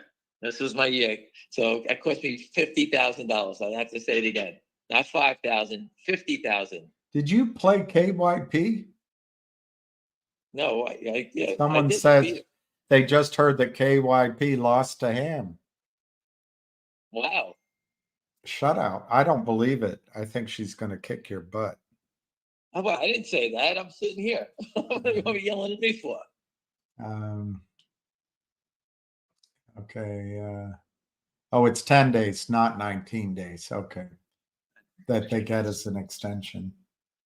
Someone says Univest sucks. Well, I don't know about that.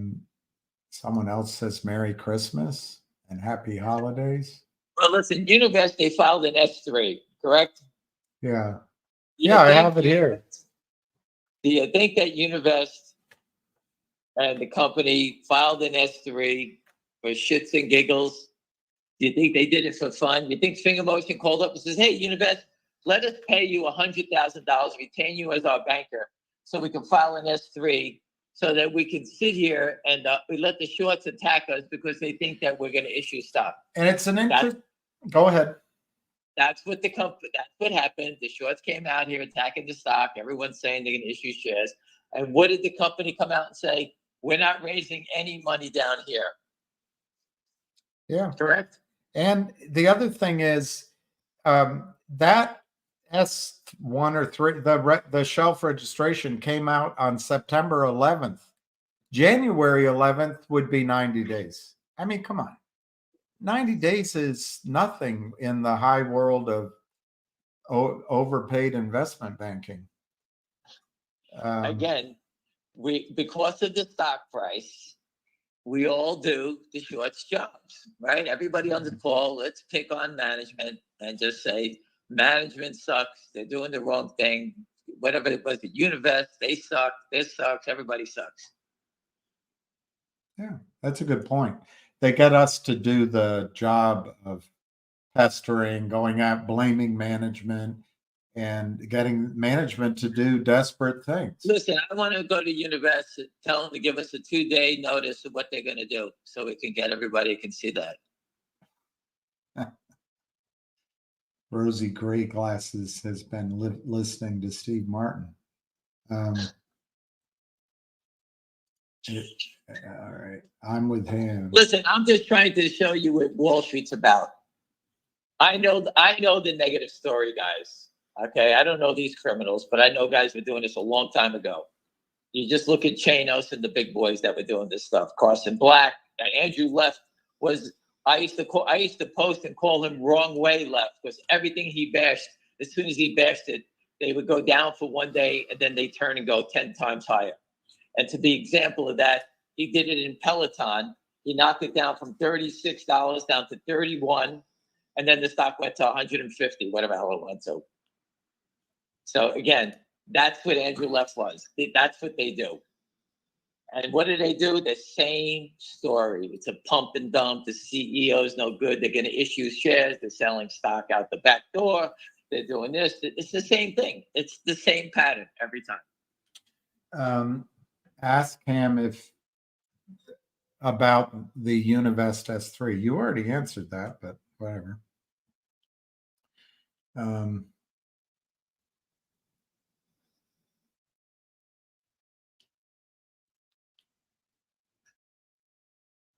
Yes, Richard, not legal advice. Yes, I have many people that I'm very familiar with on Wall Street. You want me to start answering them, William? Sure, answer them. I'll take a break while you answer them.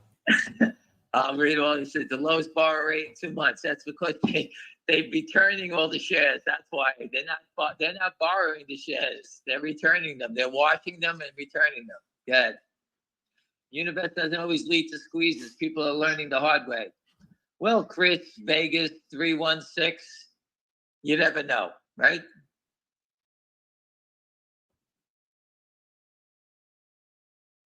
Everyone's impressed. Again, I just recap this stuff to you. Listen, I have no idea what's going to happen with GDC. I hope it works. When it goes, I will sell my position, take the money, and I'm going to buy more finger motion shares. That's what I'm going to do. That's what I said I was going to do the other day. Even though GTI is more compelling right now to me, it's raised my interest. With the company changing management and bringing a deal maker on board, and the guy seems to have a pretty strong resume. Who would want to join the Titanic? Maybe Richard, not legal advice, would do that. He's not that bright. We can always get a lawyer to join the team. He would. I think he would. He's the only guy I know that would join the Titanic. So no one wants to join a ship that is sinking. So for a gentleman with a pretty good pedigree, like the gentleman that joined today on GTII, he's a deal maker. I look for him to do something. And do you smoke? No, I do not smoke. I sound like I'm losing my voice, right? Well, my wife had what do you call it? COVID. My daughter had COVID, and it somehow passed me by. But it is what it is. I forgot what I was saying. Did a big finger in GTI squeeze Tuesday? Yes. I don't know. Why you want me to say yes or no? I have no idea when they go. I told you that a long time ago. No, I never smoked a cigarette. No. Did I ever think of opening a school with Tim Sykes? Yes. I would love to sit down with Tim Sykes. Couldn't trade his way out of a paper bag. None of these guys can. They're all full of shit. They just sell the stock and they don't do it. They have no rhyme or reason but to do it. What do you? Yeah, I'm watching your YouTube feed, but I actually got up and got something to eat. I got an orange. Is that what goes? I never watched it. Is that what goes on here? This is what goes on here. Hey guys, does William have pants on? I missed the whole thing. I'm like that guy, Brian Seltzer. I just wear underwear underneath, down below. No, I have pants. Does anyone have any other questions that are worthwhile? Or just going to abuse me? No one has any questions. You're reading them. I told you before. I'm not going away. I'm talking to enforcement agents. Okay, serious people with guns and badges. And I brought up finger motion to the Secret Service. On the other side of the coin, where I have a different approach, and that I'll keep under my belt. But what we're doing there, I can't divulge what that is. Well, and like I said, Finger Motion, I'll start with that again since it's 342. After they did that quick wash at 369, offered at 368, the stock has been sitting here with no trading for a while now. The only time to trade, the stock trades, is when it's initiated by the criminals trying to mark it down. That's all it is. Eventually, some buyers step in, scoop up some shares, and it turns around a little bit. That's it. There's nothing else to report here. GTI looks like it's starting to dig in, and as a speculative play, a bet on that something else is going to come out of this thing. Something's coming. I don't know what it is, but to me, it looks like something's about to happen here again. Who would join a deal maker? Wouldn't join a company unless they had something up their sleeve. That's how I look at it. Nothing else, William? No, I'm going to tell everybody that I'm about to sell. I'm not going to say which stock because that'll get everybody. But I'm going to sell a little bit of stock down so that I can buy GDC. I'm going to do it right now. It's just a trade. I'm just going to do a small purchase of GDC right now. So I just want to tell people.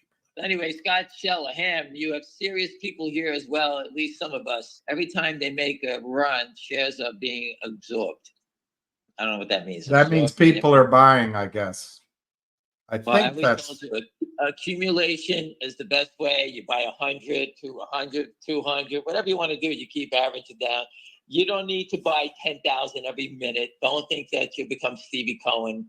You acquire it according to what you can afford for your family. All right. If the stock, buying it, if you did it with NVIDIA when it broke 400, look how it is now at over 500, right? That's the same type of idea. You don't know what the bottom is going to be. NVIDIA was falling like it was falling out, jumped out of a window. It was 500, 495, 450, down 20, down 30, breaking 4. What happened? It turned whoop, right back up to 5 something. That's how accumulation is a key when you're playing these crazy volatile stocks. Finger Motion is not a volatile stock. It is a volatile stock only because the shorts try to make it a volatile stock to get people to bail out. That's all it is.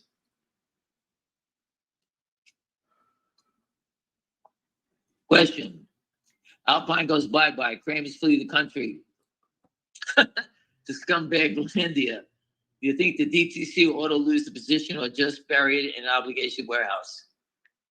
The DTC is owned by the brokerage firms. They would have to pick it up and pay it off. That's how it works.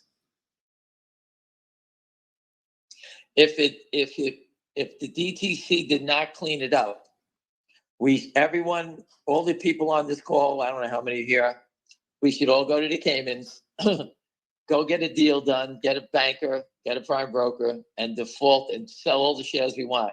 Well, why would I do it in GTII or Finger Motion? I go straight to sell some NVIDIA at 500, right? All you have to do is sell 1,000 shares. You don't have to sell 100 million shares. Sell 1,000 shares. Think how much money think how much money every day selling 1,000 shares. Just selling those shares.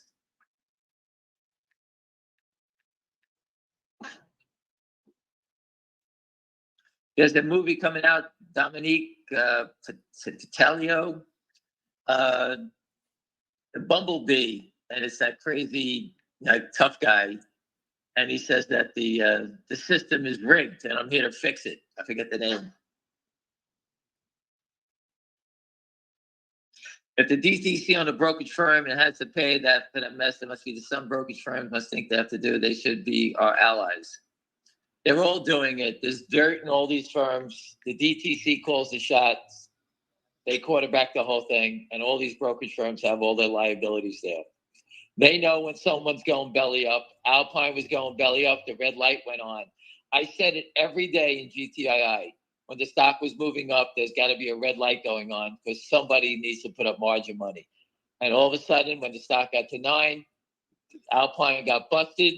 They pushed the stock back down and basically trying to tell the DTC, see, we don't need any margin. The stock is back down. But they got caught because they were trying to exploit the system, and they got busted for it.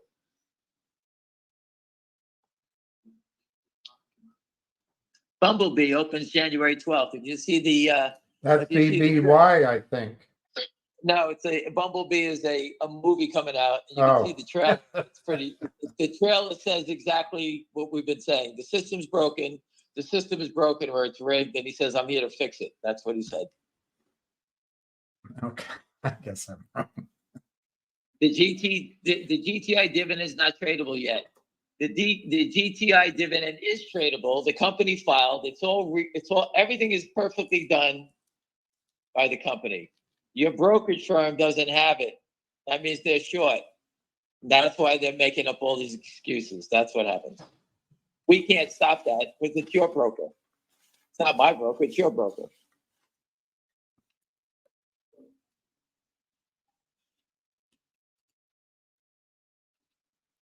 They think the term belly up is deflammatory towards heavy people, I guess. Kevin, G finger motion is 369. That's good. It was 368 a minute ago, Kevin. So we're having a rally right now. If you were short 205 million shares and your average price was $5, would you start buying back at 369, William?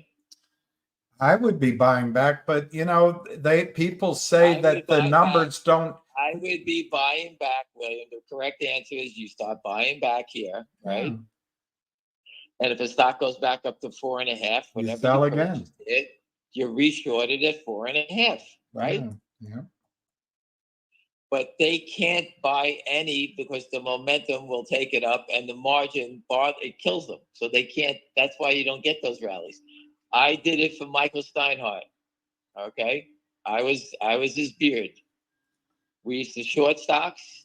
If I shorted 1.5 million, 2 million shares of a stock and it dropped 8 points, we go out there and I buy back, 200,000-300,000 shares. If the stock rallied back up 4 points, we put it out again. That's 4 points we locked in. Lowers our cost. That's how it works. That's what real people do. This is completely fraudulent activity. It's trading back and forth. They're washing trades just so that everyone on this call sits there and says, like Kevin, I can't believe it's 369. That's what the shorts want you to do. That's what they want you to do. So either you believe in the company, that the fundamentals are real, or you don't. If you don't believe in it, then then you should move along because that's what we're basing this on. All right. What I'm doing with law enforcement, you can't count that towards the company. Right? The company has to hold its own water and make sure that they survive and build a business. I'm here to get the guys arrested. I'm doing something a little different. We get them arrested, we all win anyway, right? So that's a different. So it's like the racetrack, William. We have a one horse and we get the 1A. The one horse is the company's fundamentals. The 1A is law enforcement investigating and arresting these characters. And this is getting so big and so out loud, as we say, that this is coming to a head. Because if enforcement's calling me up, did you hear what I said, William? Yeah. What did I say, William?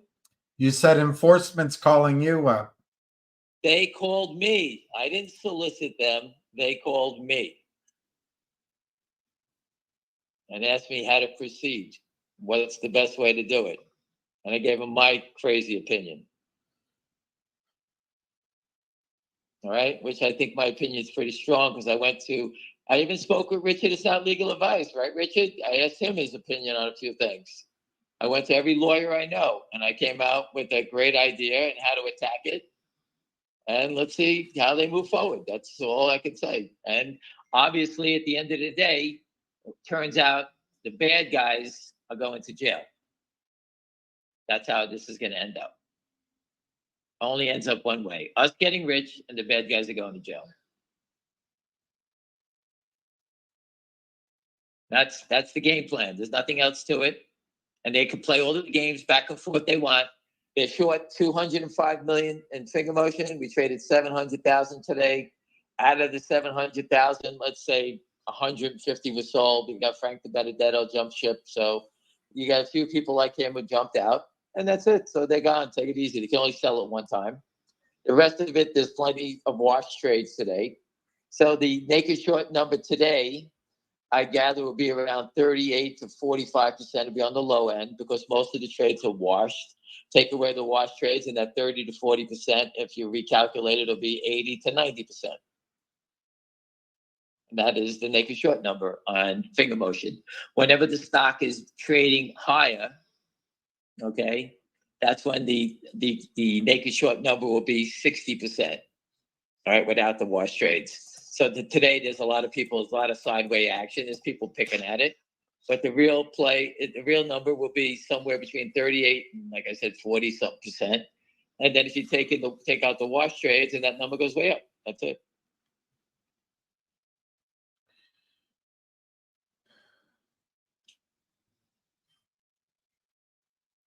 Is that it, William?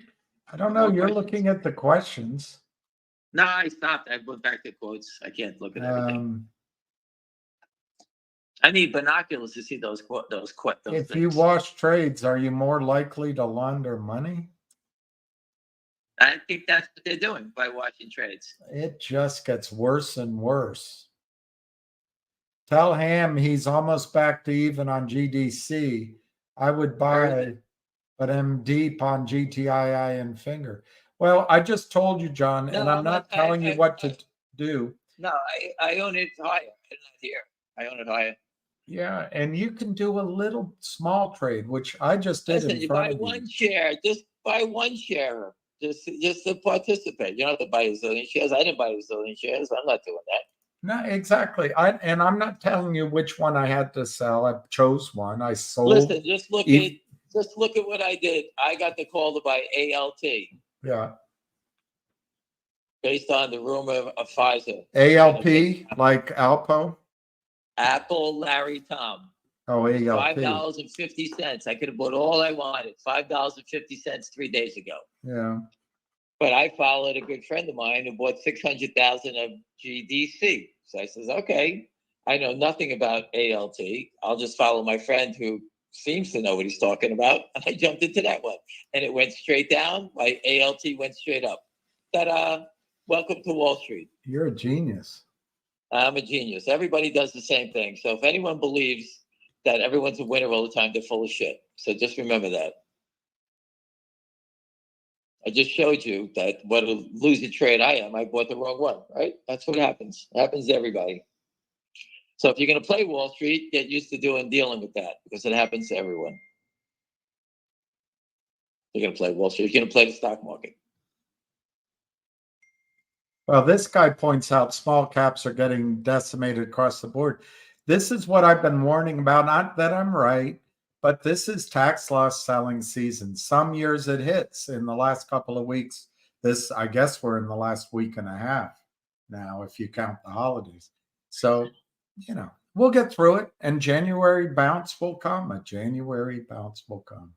So GTII was just trading at 43.5. They come in, they hit the 43 bid, and they offered it at 42.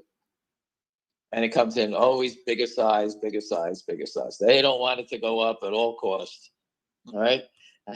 Let the stock go to 60 cents. You make more money. They don't even let it go up a half a penny. But that'll turn. We said the same thing before, and it went to $9. It's all right. We'll see what happens with GDC. I once was involved with one of the best market makers. They used to call him something else on the American Stock Exchange. I won't say his name. Somebody asked him, how do you buy a stock? And how do you know? He says, you just get a gut feeling. Well, do you study it? He said, no, you listen to your friends, you buy it. That's how I'm reacting to GDC. If Ham buys it, it's worth a punt, but it doesn't mean it's a guarantee. ALT was a guarantee. I missed that one. But I can pay myself a couple. I mean, if GDC starts to run tomorrow, something is going to happen this week, maybe. If it starts to run tomorrow, today's a good day to buy it. We've got 4 minutes. Again, you do what you want. I just told you what I did. I'm showing you my cards. What else can I tell you? Well, I just made a small position. Sorry, I talked over you, but I just did a small position in GDC. I took the risk of selling a small bit of something else. If it works, sell it, and I'm back in and I buy more. That's it. That's what I was doing. I do it a little bit here and there. You just go back in. I don't care if I come back and I buy 800 more finger worth of profit or 900, whatever it is, 1,000. The more I make, the more I put back into the other one. That's all. That's all I'm doing. Exactly. And that keeps you from standing like a statue, from being the victim, from going, oh God, nothing ever works. Yeah, listen, the one thing you have to do in life when you trade in the stock market, when you take big hits, you got to trade your way out of it and make it back. That's it. That's it. You know, I remember losing a lot of money one time, and I tried to nickel and dime it back, and it took 2 months, and I got back to even, and then I went in the black. That's just how I got it. I made back the loss, and I just, it took 9,000 trades to get me there, but I did it. I have a friend that was a market maker that just recently lost his job, went to another firm because he was down. He started off down, and then he came back, and now he's in the black, and he's got a nice payday for Christmas. That was it. That's trading. If you start losing in trading, they throw you out the window.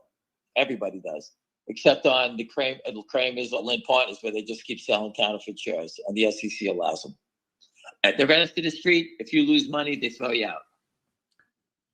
So now Finger Motion has got a 375 bid for 33,000. And 3,000 offer to 376. Again, if the 376 offer was the short and he could see the bid, they would cancel in a minute. The bid is the short, the offer is the short. It's the short by the short.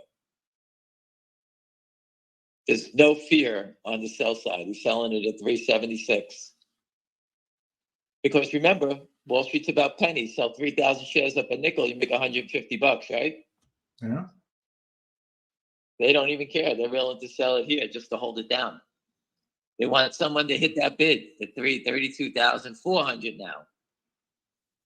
They want that bid to be hit and crossed. So it's a good, interesting thing to watch here to see what they're going to do on the close. Normally, if a big bid came in like this, William, when the stock was down, after the stock has been attacked after attack, someone would come in at 376. If that was a short, they just scoop it all up. Right? Yeah. Do you have a breakout number for GTII or Finger? No. Or I have no, these numbers, nothing means nothing in this game. All right. Nothing from nothing means nothing. Nothing. It's zero. It's just basically, say here's GTII on the close. They're trying to mark it down to 41 cents. It's down on the day. Something. They don't want 43. They want to mark it down. That's it. And I guess they didn't close it. I don't know if they crossed it.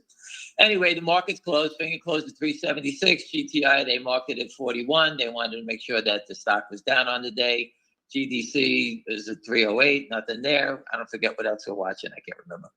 Nothing from nothing leaves nothing. Well, listen, everyone, have a great night. And if I hear anything good, we'll touch base. Thank you, Ham. See you tomorrow. You're the best. Thank you. Bye. You're welcome. All right. All right. Wow, Finger closed at 375. Let's just give some of the quotes. Let's give some of the closing quotes. I'll go from bottom up. HNRC closed at 0.026. No, I'm wrong. It closed at 0.025. Logic closed at 0.024700. Wow. I'm glad I got that extra 0.000000 in there. It closed at 0.024700. NVOS, I don't know why it's on my list here. 124 is the close. NXU, again, I don't know why it's on my list. Closed at 0.019500. GoLogic closed at 0.52, but it's a wide spread. You could get Chris Christie through there, 0.281 to 0.53. That's not very nice on my part. You could get a couple, 4 or 5 skinny people through there. Vocal, 0.009450. Wow, 0.009450. Scary, kind of scary, kind of scary. Finger closed at 370, 3.70000. Boy, we need that kind of precision in our trading markets. Thank God for Adina Friedman, the way she oversees NASDAQ. We need stocks to trade at 3.70000. She should be proud of herself and her 2.5 million a month earnings. GTII a month. GTII closed at 0.420000. And the news today, oh God, they got a management consultant.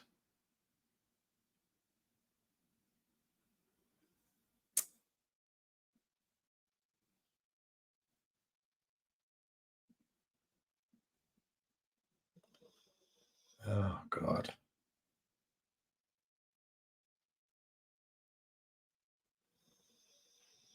Derivatives guy. He's a derivatives guy.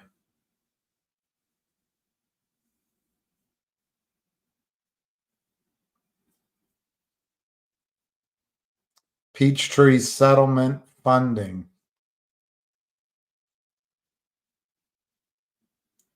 Derivative and volatility strategies.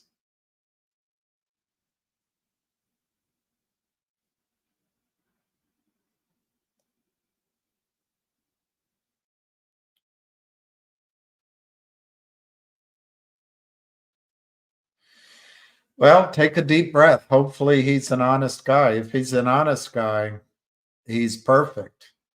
If he's an honest guy. I don't know. But I know that David Reichman has shown himself to be an honest guy. So just, you can't know for sure. Anyway, that one closed at 42 cents. CAUD closed at $1.38, down 9 cents. Darn it.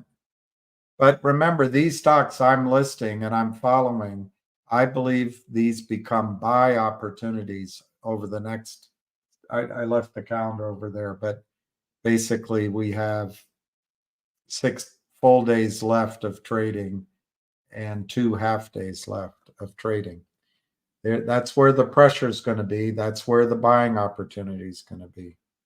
It's at 141 in the open market, the aftermarket. GDC closed at 310.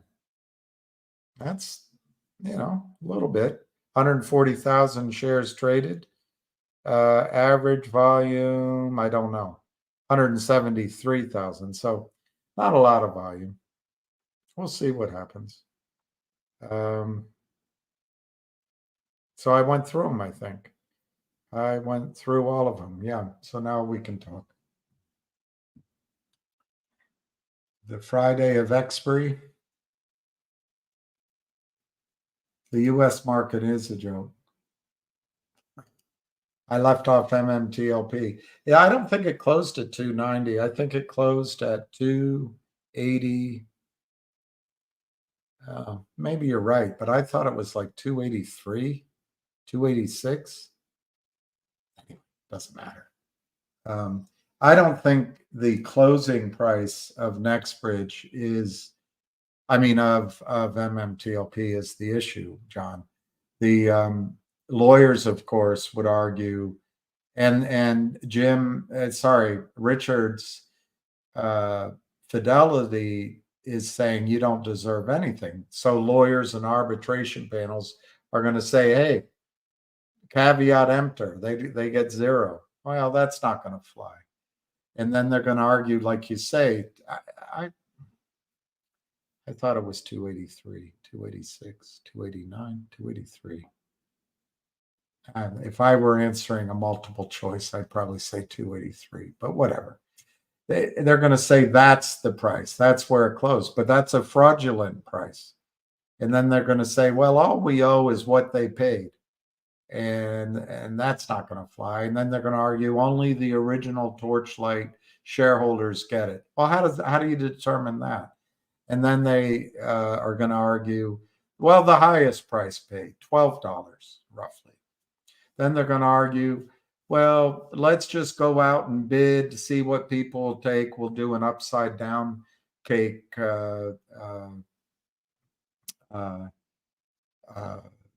what's that called? Dutch auction. And I don't think that's going to fly either. The two reasons I don't think it'll fly, it'll take too long, and I don't think the big boys will agree to it. But more importantly, how do you get enough of each class, and in this case, we're talking about common stock, to sign off so that lawyers are comfortable that there won't be a class action lawsuit after you give everybody liquidity with which to cause a lawsuit. So I really think that in MMTLP, they're going to come over the transom with a high number. One price fits all. And John, I'm not a lawyer, but it seems to me you're going to need a congressional or regulatory sign off that if 80% of shareholders, MMTLP shareholders, accept the offer or some number, it'll be a high number, a high percentage, then the entire class gets that deal and nobody can sue. There'll be somebody that wants to sue, and I don't know. I don't know how the lawyers will protect the lawyers for the criminals, the lawyers for the market makers, the lawyers for the broker dealers, the lawyers for the regulatory bodies, the lawyers for the broker dealers. Did I already say that? The lawyers for DTCC, NSCC. How do they get the lawyers for all of those entities to agree to pay out massive numbers without getting a release in return that is airtight, that protects them from any bloody class lawsuit? I don't know the answer to that because I'm not a lawyer, but it will be part of the settlement, in my opinion. And the way to get the good guys to agree a deal and include that protection for the bad guys is that the price will be high, have to be high enough that the good guys say, okay, we can live with that. And you've got to make that price apply to everybody. My opinion, it's I've told you before, $11.50, $50 to the lawyers or $100 to the lawyers, $1,000 to Nextbridge to issue new shares, and either $50 or $100, $50 or $100 as a cash distribution to everybody, AST or not.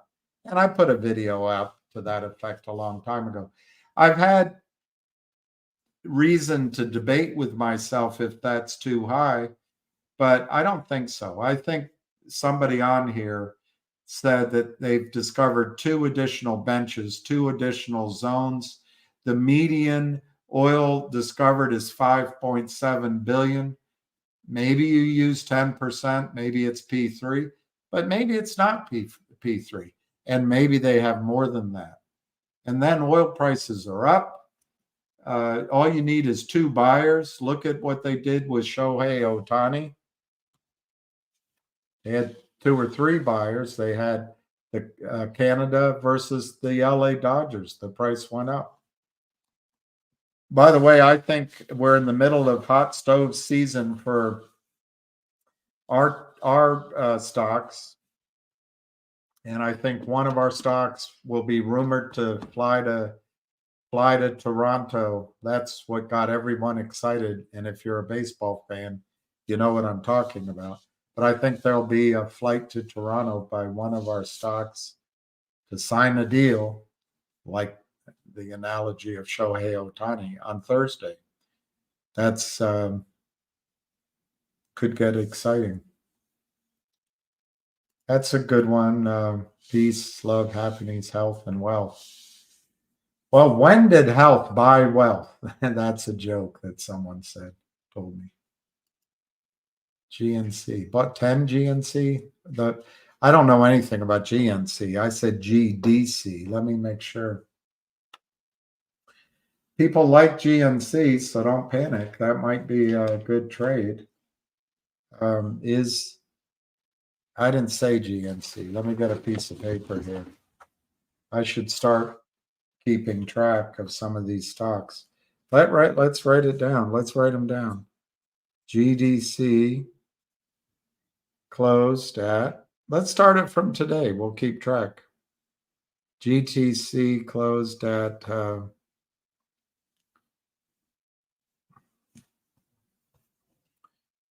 308. So that's the one I'm talking about, GDC, not GNC. And then CAUD, which I believe is going to have some press releases coming out, more than one, but maybe not three. That closed at $1.40. All of these stocks are under pressure from tax loss selling. I don't know which stock Frank Benedetto is selling, but if it's Finger, one of you pointed out that it's a little bit suspicious. I don't know.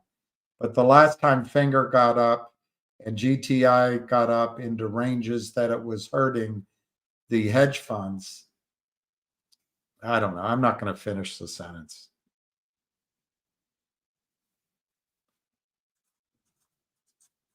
After all, he contributed to Ham's Elephants. Probably cost him $100. GTII closed at 42 cents.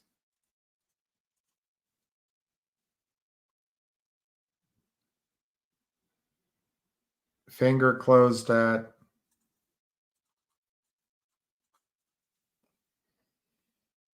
376.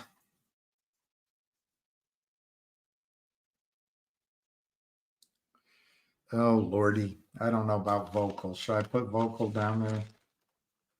Is it worth it? Oh, I want to put HNRC down. HNRC 0.025000. Unbelievable. I want to put Logic down.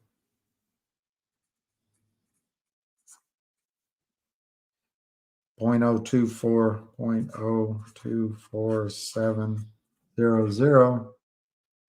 And I think I'll put down Go Logic, even though Go Logic, that's really tricky because as soon as you pay 53 cents, if you needed to sell it, you lose half your money. That's not good. That's not good at all. So I'd be careful. On the other hand, I think Go Logic is going to have a good January. Closed at 0.52. And let's see. Did I get everything? I don't know. Should I follow? That's 1, 2, 3, 4, 5, 6, 7. I guess I'll put Vocal down here. I'm not keen on Vocal, but I'll put it down. I think Vocal's going to have a really hard time. But I'll go over a couple of reasons why I'm still following it. And then let's put Wolf down. WULF. Wolf. $1.84. And should I do CNLV? I don't know. I don't know enough about it. Oh, there's no, they must have changed. Oh, is it CLNV? They must have changed their symbol. CLNV, or I'm an idiot. Yeah, CLNV. I'm the idiot. I am the idiot. I'll write it down. I'm not sure about that. That's 0.045. 0.0405. And then I'm going to put MMAT down.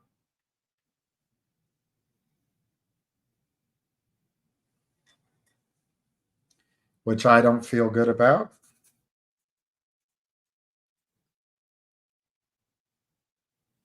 .072200.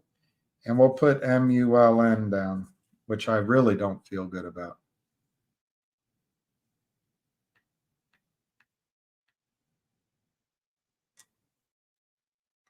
Ugh. Ugh.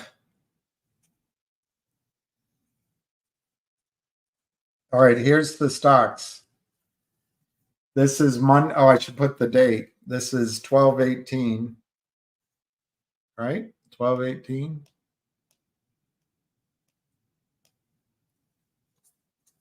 2018-23 close. So it's Monday. I probably, we can update them in pencil every day. But my contention, and we can add names to this, my contention is some of these stocks will be cheap by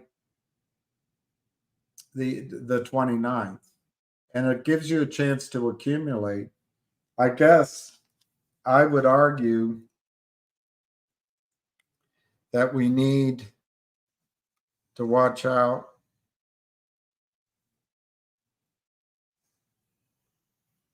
for one of those two stocks and this one. I think we need to watch out for movement in those three stocks, maybe this week, one or two of them. But anyway, there's the prices. So I wrote it down. We'll have a reference point.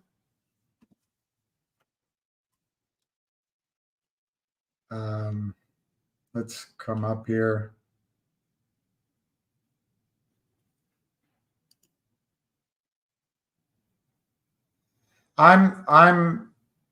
Thank you, Mark. When I say Toronto, I don't mean anything significant about Toronto.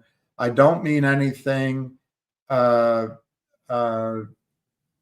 than there was all this excitement. And if you're not a baseball fan, you don't get it. I am somewhat a baseball fan. And the crescendo that happened 2 weekends or a weekend ago about O'Shea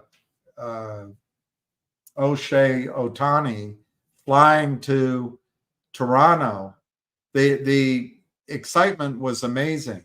And then they took the weekend off and he signed with the Dodgers. But he came out, everyone expected maybe 400 million, 500 million as his deal. It was a $700 million deal. That's what I'm talking about. I think there's going to be something dramatic. Now, will it play out like that?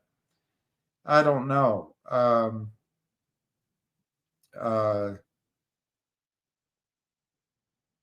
I mean, it's interesting to consider what I just read to you. I'll read it again because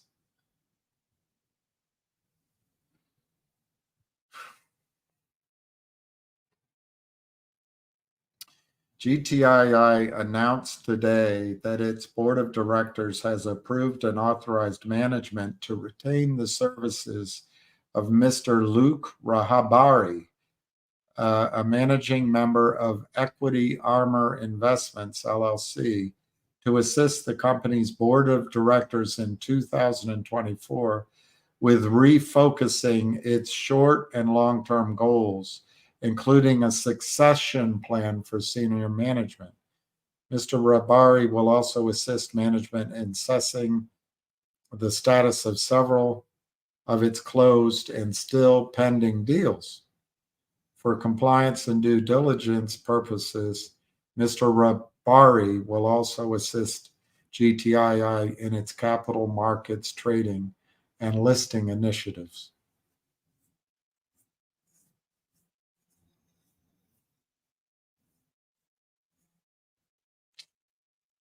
That sounds pretty good if he's honest, and that's the problem. You can't tell if these derivative guys and these funds, you can't tell whose side they're on until you hire them. Any news on CAUD? Not really, but I think there will be news. I think there will be news. They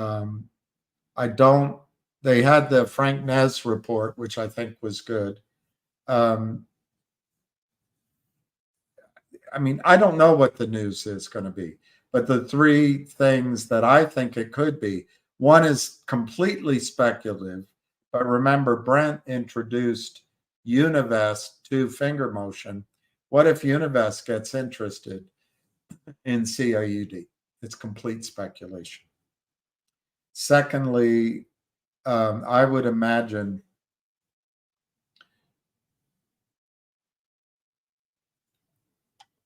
that one announcement could have something to do with financing. But that's speculation on my part too. How would they arrange the financing? Just enough, that's what I would hope, to get through the acquisition of 2, 3, 4 companies, rolling them up. That's what I would hope. You've got to believe discussions are going on. A third announcement could be, I don't know, tied to the second. It could be insider buying. Who knows? A third announcement could be progress on the companies being rolled up, one or two of them, and maybe Peter Boards, Elizabeth DeMars, with their great skill and their talent, can convince a company, hey, don't look at the $1.40 price. That's an aberration. You agreed to do this deal at $10, $11. Let's see if we can do it at $8 and then get the ball rolling. That would be a potential announcement. And I suppose, but I think this would be dreaming. Another announcement would that be that Peter Boards puts out a stock presentation and tells the vision for the company and what revenues they're projecting. I wouldn't expect that kind of thing before the end of the year because Wall Street basically has booked 2023. So I would imagine any Peter Boards salesmanship effort would start in 2024. He's going to leave any of the bad crap that's happened because of the criminals. He's going to leave it on the previous CEO's tenure, which is Brent, because that's what people do. They want to get the credit. They don't want to take the blame. So I would imagine any full court effort by Peter Boards will start in January. But the company the board has to stop listening to Aubrey Spack, Caldron, or whatever the name that investment banking firm was. They're the lawyers for Aubrey Spack, and they have to stop listening to the 3 hedge funds. If they listen to those groups and they don't listen to Brent or others, it won't matter how good the story is in the company. The companies equity structure will be destroyed. And I hope someone tells them that.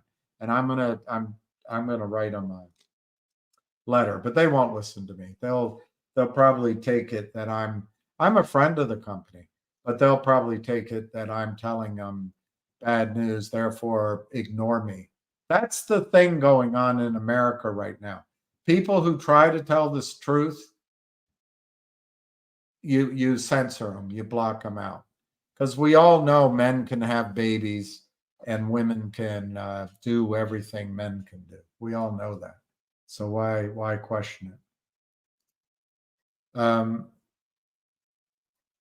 Yeah, I think that's probably right. I think Wes Christian is typical of all attorneys I've dealt with. They just want to get paid.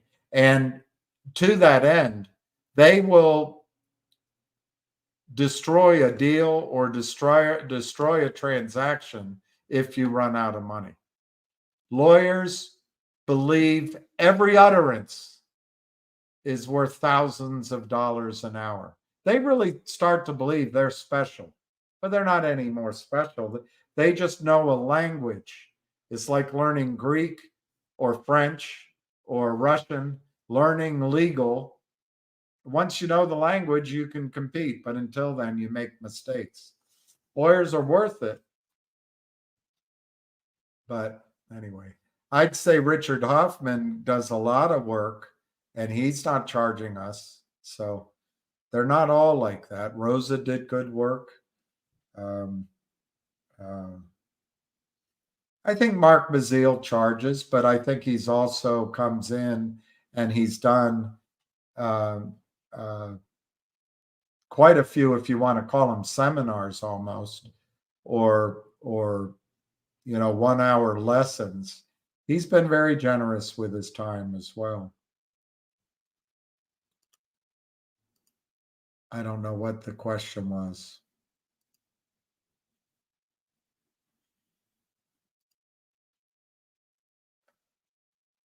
Yeah, we're going to sign with the Maple Leafs. All I want for Christmas is to lose my 2 front teeth.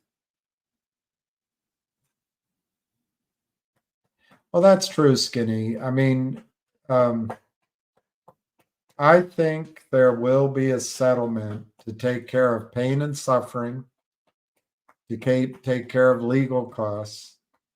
And I think there'll be some sort of, I don't know what you call it, a fine or a penalty or anyway, there'll be money for the fact that people were not allowed to trade in the squeeze. That was fraud. And FINRA is a public company. They're conflicted. But I worked with some lawyers early on in this, and the biggest problem is we all signed arbitration clauses. And according to Richard, fraud isn't an exception. But if we're able to ascertain that 600, 700, 800 million shares were counterfeited, that would blow the roof off the apologists for Wall Street saying, oh, there's systems in place. These are good clients. Everybody on Wall Street does it. They always settle up. There's just share delivery afterward you don't know about. It's just high-speed algorithmic trading.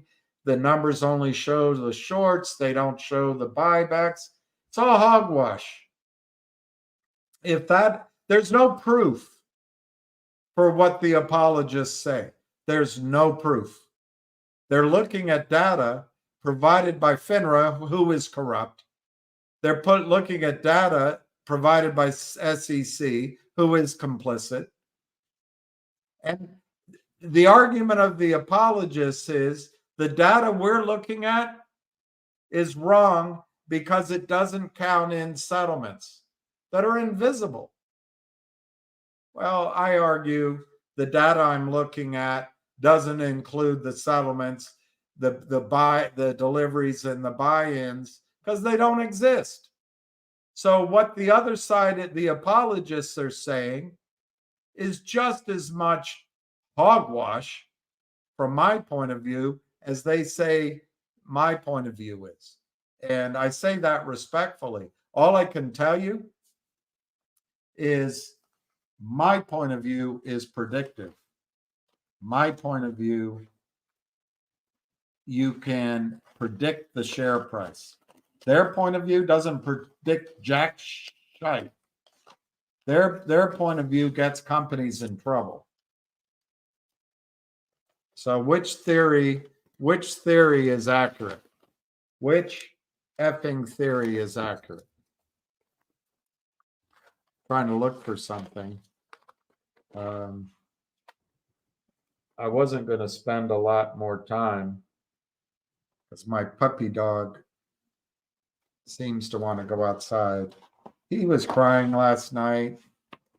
I think he might be in pain. I think he might be in pain. Which means I might have a decision coming. I hope not. I hope not. All right, so I left this here. Let me find it. Maybe I left it right here. Nope. I have something to show you on Lind Partners and Finger. It's not particularly new, but it's exactly, oh, here's one on GTII. I mean, I don't make, I'm sorry, I was trying to organize, and you can see I need a wife to organize my life. No, that's kidding. Everybody needs a wife. Even wives need wives. All right, so maybe I can't find it, and we'll save it for another time. I'm about to give up, and we'll just save it for another time. Yeah, we'll just save it for another time. But one more look. Yeah, we'll save it for another time. But if companies trust, let's be specific. If collective audience trusts Aubrey SPAC, trusts the lawyers, trusts the 3 hedge funds, trust the advisors, and also trust their native instincts to trust these people because, hey, they look good, they're providing money, they're telling us, that doesn't happen. That's just algorithmic trading. You know, what Farron's saying, what others are saying is wrong. They'll kill the stock price. And that's just a fact, Jack. 50 million shares traded, and most of the time there weren't shares available to trade, and the float is just over 1 million. Probably the real float's only 300,000 shares. How does this happen? They're just good clients. They're good hedge funds. It was just high-speed trading. They sell stock, they buy it back. That's not in the numbers. Come on. And that's the risk. That's the risk with GTII. If this guy Luke Rahabari is on the side of the shorts, they just made a mistake. But I'm assuming they've looked into him. And Reichman's an honest guy, so we'll see what happens. What? ZJYL? I don't believe you, but I'll look it up. Bunny, I don't believe you, but let's see if you're telling the truth. ZJYL. Jinmei. Oh, it's Chinese, so now I'm starting to believe you. It closed at $28, opened at $29, and it was as high as 340. 340. And right now it's 163. So you're half right. I don't see it at 2023. Let's see if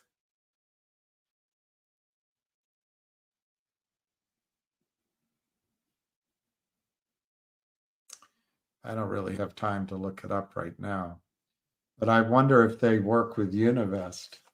I wonder if ZJYL works with Univest. I don't know. Oh, 225. Okay, you were right. That was just a typo. Okay.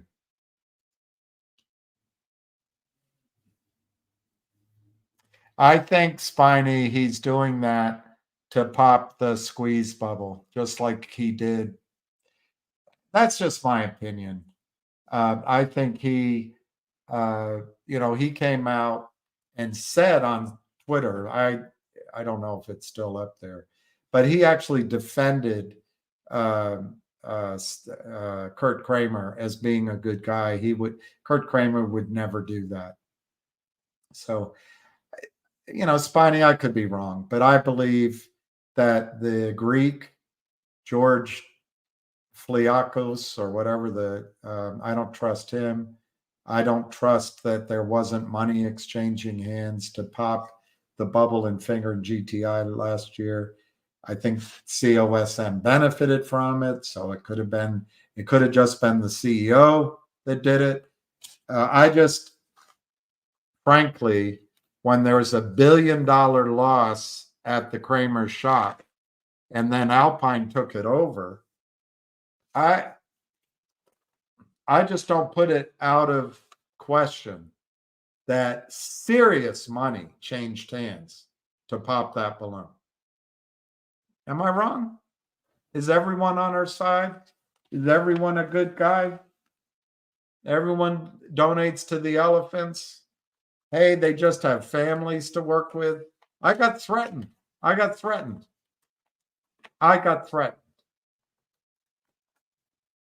Tell him to shut up. Does he know what kind of people we are? Well, anyway, I'm sure they're all great people. I don't think what I say has any impact on what is going to happen anyway. GTII either made a brilliant move or they just hired somebody that got their nose under their camel's nose under the tent. So we'll find out. But I think there's good news coming, and I would say it's those three stocks I'm circled this week. I'm not going to focus on which one.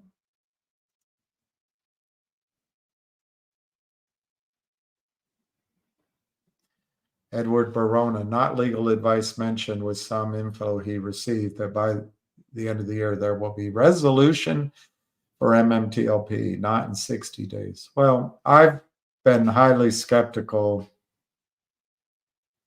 but I did say that it was possible something, because there was so much smoke, maybe something like a framework could have been announced this year. But I don't believe that MMTLP, there will be any resolution within 90 days. And if I had to guess, there are people in the communities on MMTLP hoping to piss people off, hoping to get people excited, hoping to get people disappointed down the road. Those same people are talking about 2 days of trading, which is complete obscenity, if I can pronounce that word that way, to avoid hurting people's feelings. But it would be a real mistake to get 2 days of trading. You would get zero or half a penny back if you had 2 days trading. It's a ploy on behalf of the hedge funds to rip you off yet again. And that's the thing. We have to stop believing anybody out there is any good. Every one of them is lying to you.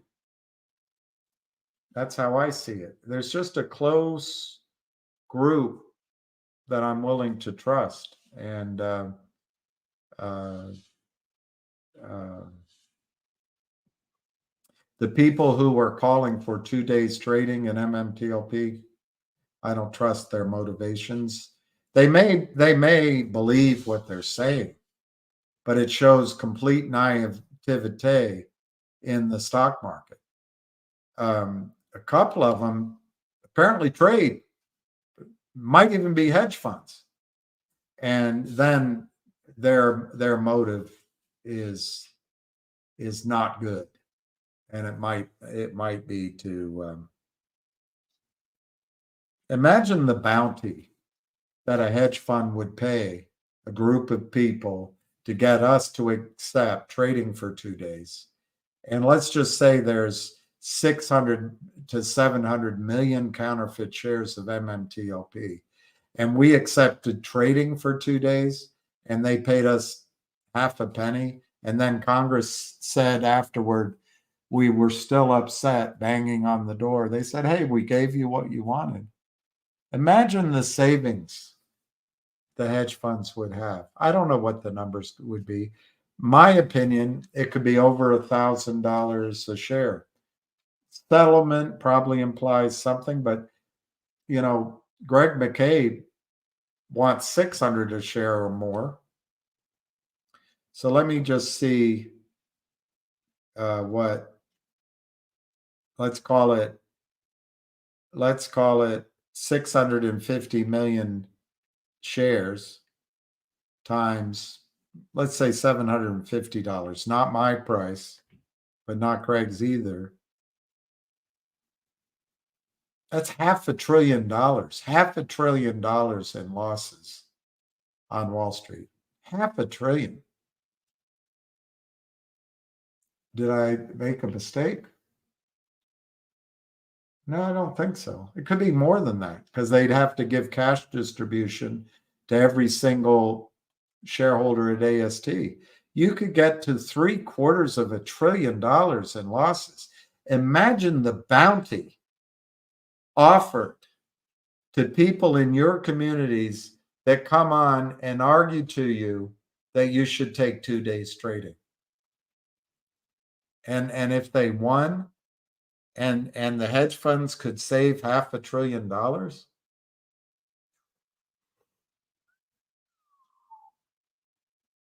So just you can't trust anybody. You can't trust anybody. As it relates to me, I trust myself. I believe you can trust me, but my trading instincts are not always correct in these fraudulent markets. I tend to focus on a handful of stocks because I do not believe trading from stock to stock to stock is the way to make money. Now, Avid Trader and Arca, both excellent. I hope that's not some cancerous thing. They do trade and they can read charts and they can give you trading signals. But if you listen to them trading, you also have to sell when they say sell. You have to be in and out. You have to be a trader. You have to be sitting in front of your screen all day. That's a weakness of mine. I can read charts, but I don't sit in front of a trading screen anymore all day. I used to do it, but I don't do it anymore. So I don't know if you can trust my judgment on every stock call I make. I'm subject to the same illogic as any of you when a stock comes down. And I just in front of you sold a stock on this list at horrible prices, obviously. Horrible prices. But I bought GDC today. Not as much as I wanted to. But I believe GTC could be a stock that runs. Why? I don't know anything about it. I know a big investor came in. I know that Ham bought it. Wow. That's a big statement. But I don't think Ham bought a lot. I didn't buy a lot. Combined, Rhode Island could beat the number of shares we bought in a war. But if GTC, for example, tomorrow or Wednesday went to $30 and I sold, I would take that money and where would I put it? Where would I put it? So, but that's a weakness in me. I mean, you can't trust all of my choices. Next year, I'd like to get paid somehow for doing some of this. Otherwise, I can't keep doing it. I'm just going to have to say thank you. I hope I trained you. So at some point, like others, Frank Benedetto, Borders, maybe some of the other names I've said, they get paid by companies. They get paid by our IR departments. Maybe next year I will. Will that give a bias to what I recommend? I doubt it, because I won't accept the offer unless I believe in it. But it might mean I talk about a stock more than I otherwise would. I don't know. But everybody on Wall Street gets paid. And if I'm going to continue doing this, I need to get paid. Otherwise, I got to go do something else. But anyway, I trust myself, but there's not many people you can trust. I like the story with CAUD. CAUD has a good story. I'll give you comparing it to Finger. I'll look it up right now using E-Trade's numbers. I know, Lucky Boy. We'll go, Lucky Boy. We will go, Lucky Boy. We will go, Lucky Boy. I can't find either one. All right, so I'll just type it in. I don't know why I can't find either one. Finger. Market cap, 207 million, which is low, I think. But look at CAUD's market cap.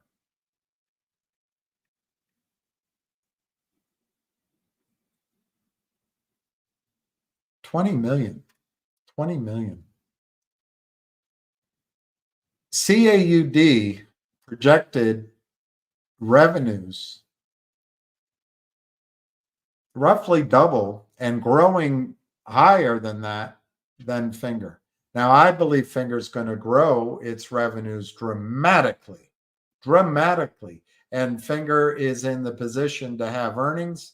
They've got the two, Pacific Re and MetLife going into I can't remember the word, commercialization of their contracts. There's another word for it. They're going to start making money off of Pacific Re and Met Re in the largest insurance economy in the world. They've got their growing top-up business.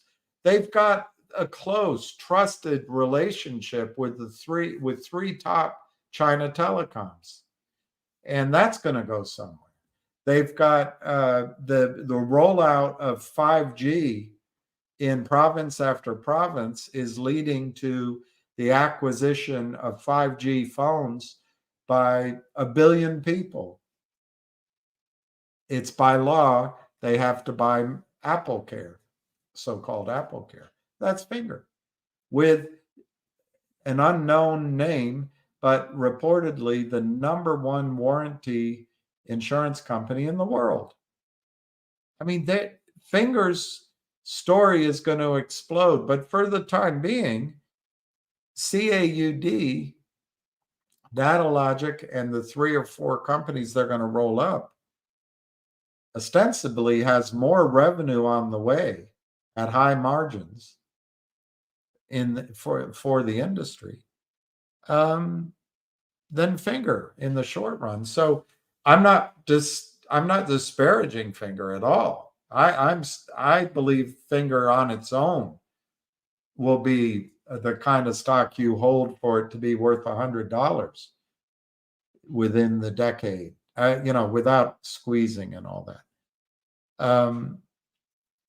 But CAUD, if you follow my logic, what if CAUD just went to the market cap of Finger? I mean, is it that hard? Their revenues are going to be more, and their team is great, and they're going to be profitable. I mean, what if it just goes to the value of Finger right now? You got 10x on your trade. 10x. Anyway, that's my thought. Yeah, GDC.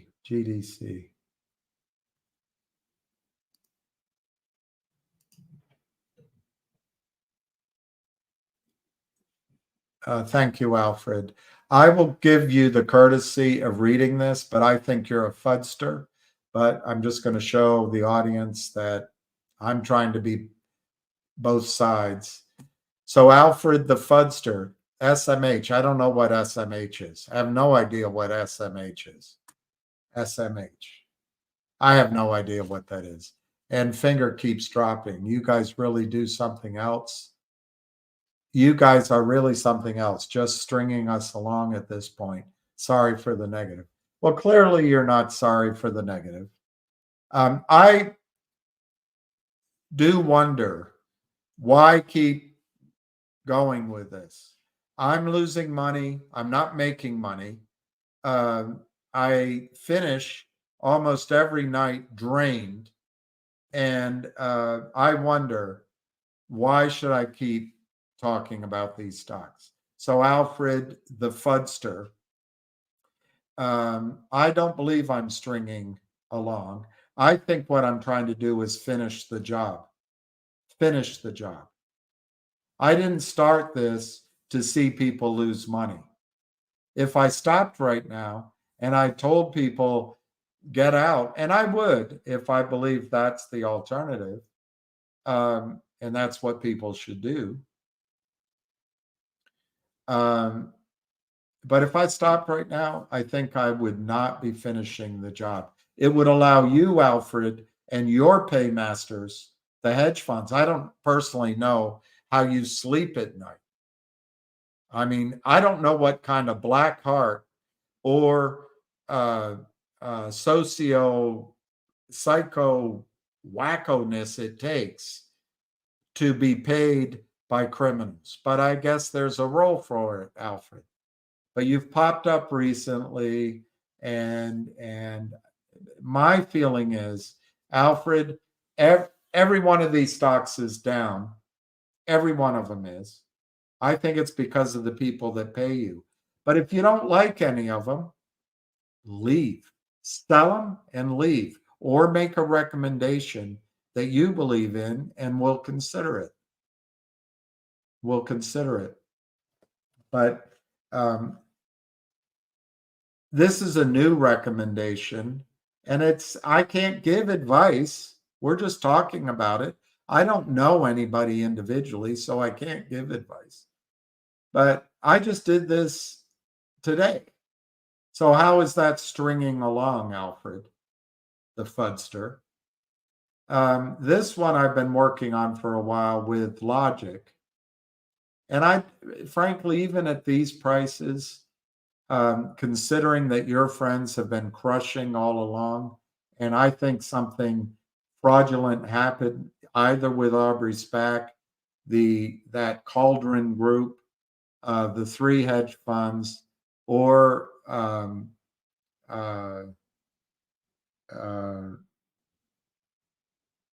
that's about it. Or collectively, I'm still very hopeful on CAUD. That happened less than a month ago, so I don't think that's stringing along. GTII has been going on a while, but Alfred, if you've been here, there's been several runs in GTII. In the initial trade, it went to over $4. Some people sold and moved on. The next trade, it went to $2.20. Some people sold and moved on. The next trade, it ran to almost $9. A lot of people sold and moved on. I think people like Frank Benedetto, George Fliakos at COSM, and Lou Bravo may have been involved in distracting us to go into COSM at that time. Can't prove it, but GTII was in a squeeze. Fidelity was paying 1,000% for stock. Wells Fargo wasn't accepting buy orders, and the entire street was dragging their feet on the warrants. Well, anyway, everybody went over to COSM, and maybe it's because those guys all just made a mistake and are naive, but they're all paid. They all made money. Gus Fliakos made $33 million for his company. But is he a good guy? Maybe. I don't know. I never have spoken to him. Never spoken to Lou Bravo. I think Lou has some excellent ideas, and his general overall strategy is excellent. Frank Benedetto is friends with Ham. Frank Benedetto donated to Ham's elephants. So, and Ham has met him. He's got a gravelly voice, whiskey voice, cigarette voice. He's probably a good guy. He's in the fight. Well, anyway, somebody just before Alpine took the risk away from the Kramers, somebody who knew the Kramers, somebody got everybody to buy COSM on the premise that it was going to have a huge squeeze, name change, QSIP change, moving to upstream, and the CEO wouldn't do a reverse split. Well, all of that turned out to be hogwash. And in fact, COSM took about 35 million out of the market, out of us. Nobody else is upset with it. Nobody else sees the pattern of it, except for me. Does it mean I'm a loony? Could be. Could I be right? Maybe. Well, at the same time, Finger had a run to $17, Alfred. Ring Finger at that time had a run to $9, Alfred. And then Finger over the course of this year ran to $8. Those weren't stringing along. Those were opportunities to trade. And we'll see. You can call it stringing along, but I believe there were opportunities to take profits there. I think that there was interference with the squeezes here. Could be wrong, Alfred, but I think your people, the people you work with, will do anything, as they smile at you. Gravelly voice, cigarette voice. Hey, I know what I'm doing. Hey, I've been doing this a long time. Yeah, this is going to. They either learn on the job or not, but they get paid. It's all right. Everybody on Wall Street gets paid. It's the quality of the advice and the motives of the advice. But anyway, HNRC, I've been quite upfront, Alfred. Ham doesn't recommend this one. He doesn't know it. Ham doesn't recommend CAUD. He doesn't know it. But HNRC, I have some concerns that the guy took funding from your friends. On the other hand, the NAV of this stock in a earnings release just about a month ago, is 62 cents a share, 62 cents a share. And he sold 15 cents per share of non-core assets this year. And in a presentation that he gave, and unlike you, Alfred, his first name and last name are out there. He gives presentations to the general public, and investors. He doesn't hide behind a phony name, and he's not a fudster. But in a presentation, at the beginning, he said he intends, this is how I interpret it, he intends to distribute 15 cents a share cash. During the presentation, he said he intends to distribute 15 cents a share cash. At the beginning of the question and answer, it became less clear to me. He said they may decide to distribute 15 cents or cash or 15 cents shares, but it also became unclear. Maybe he doesn't mean to distribute the full 15 cents. That's an open question. Alfred, if you feel I'm stringing you along on it, don't buy it. Logic.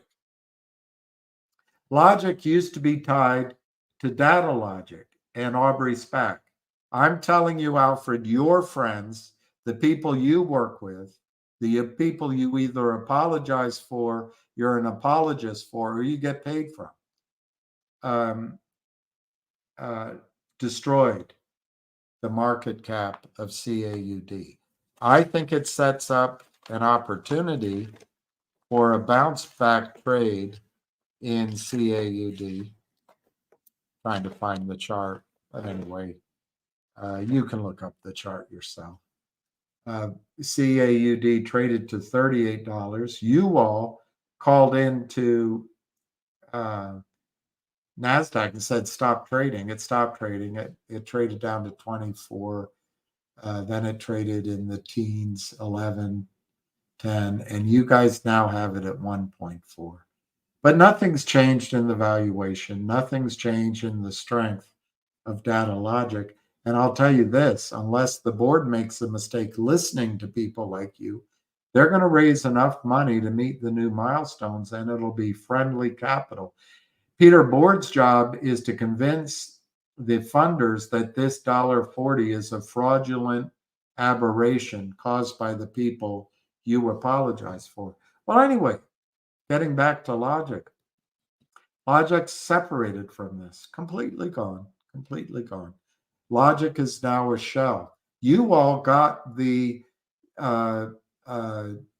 denominator, the outstanding shares, much higher than Brent wanted it because you shorted it to hell. Well, anyway, last trade, 2.5 cents. Doesn't matter what selling you do. Doesn't matter.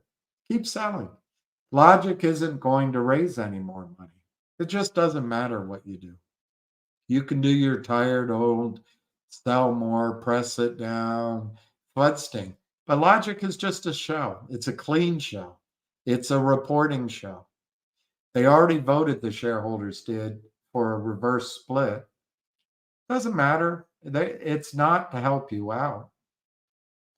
Because a company worth almost $1 billion, $750 million is going to buy this show. And they're going to list on the NYSE or the NASDAQ. And because of the reverse split, it'll be a $25, $35, $45 stock. But institutions will be following and institutions will be buying it. It'll have revenues and earnings, research reports, and our ownership, Alfred the Fudster, will be worth, I'm going to guess, 70 cents a share. Now, is it going to happen this year? No.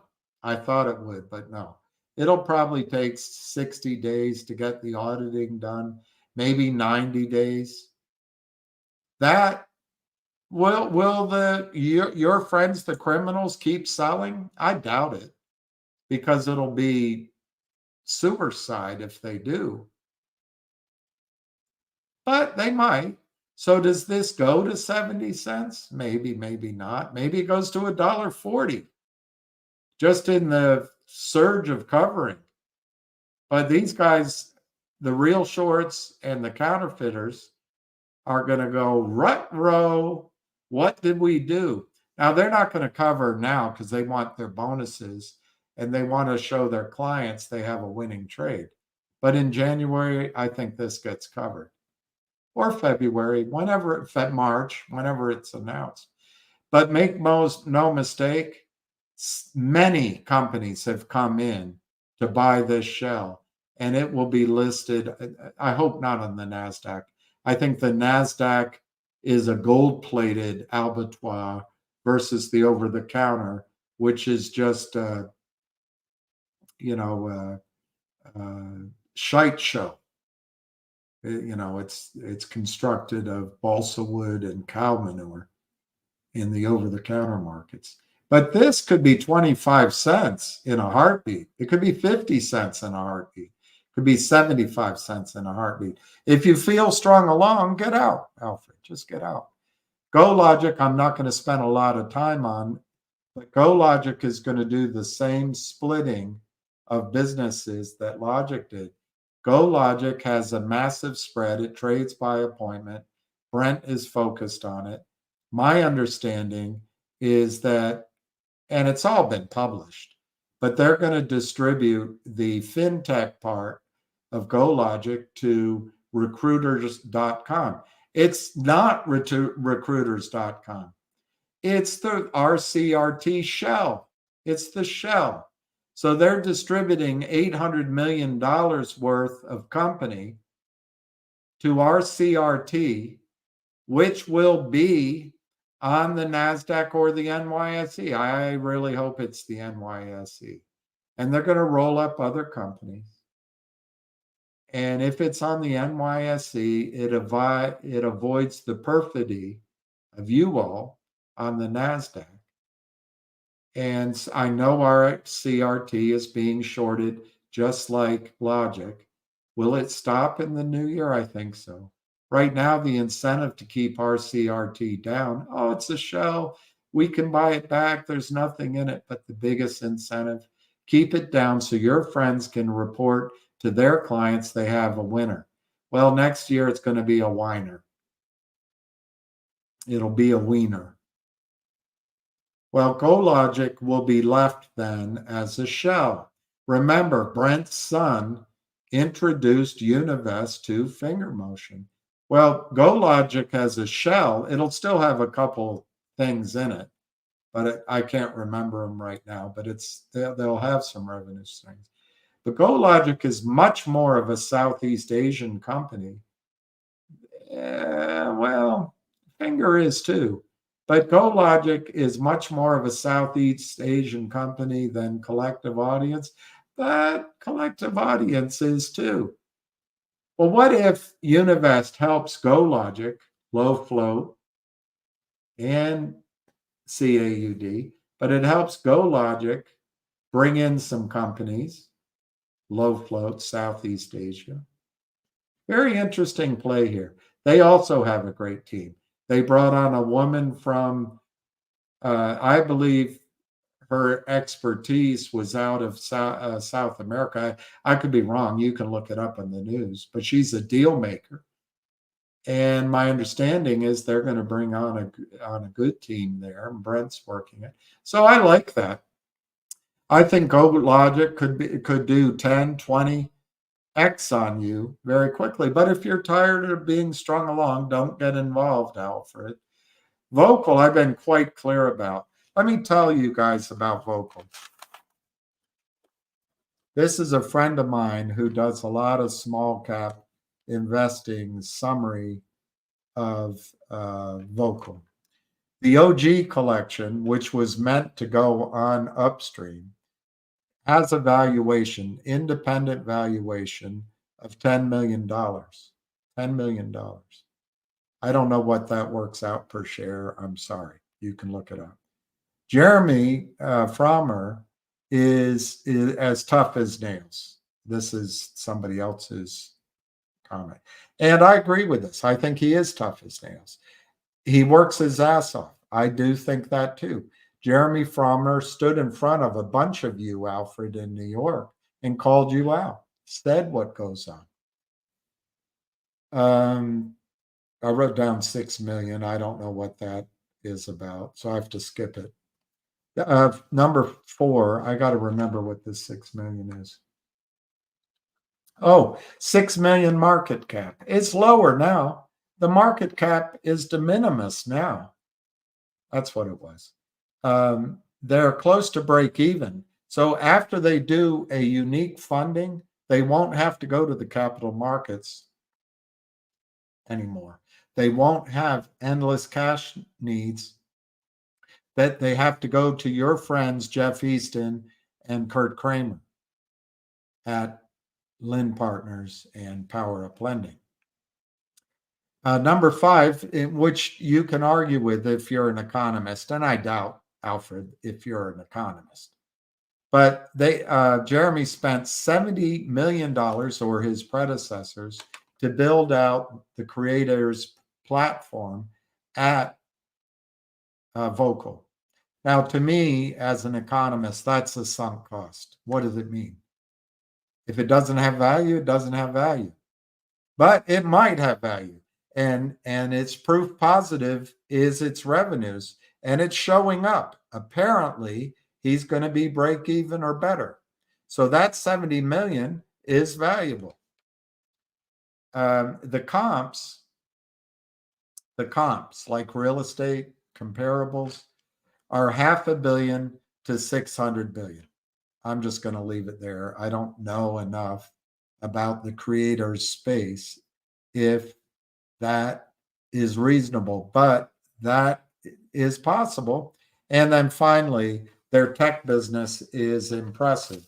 So Alfred, Vocal may have a miracle.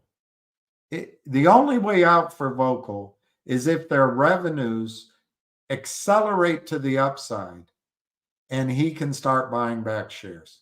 It's the only way out. And never goes back to the lying group at Lynn Partners or the lying group at Power Up Lending. As you know, Alfred, the fraudster, everything I say on my videos is my opinion, it's my best judgment, and none of it is financial advice. But this is the riskiest stock on this list because they're going to try to seller box it, but we'll see what happens.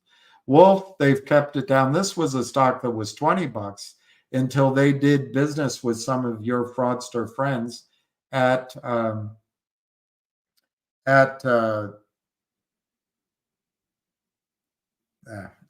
I can see the name. I'm forgetting the name. But they did it with the guy that's on the FINRA board.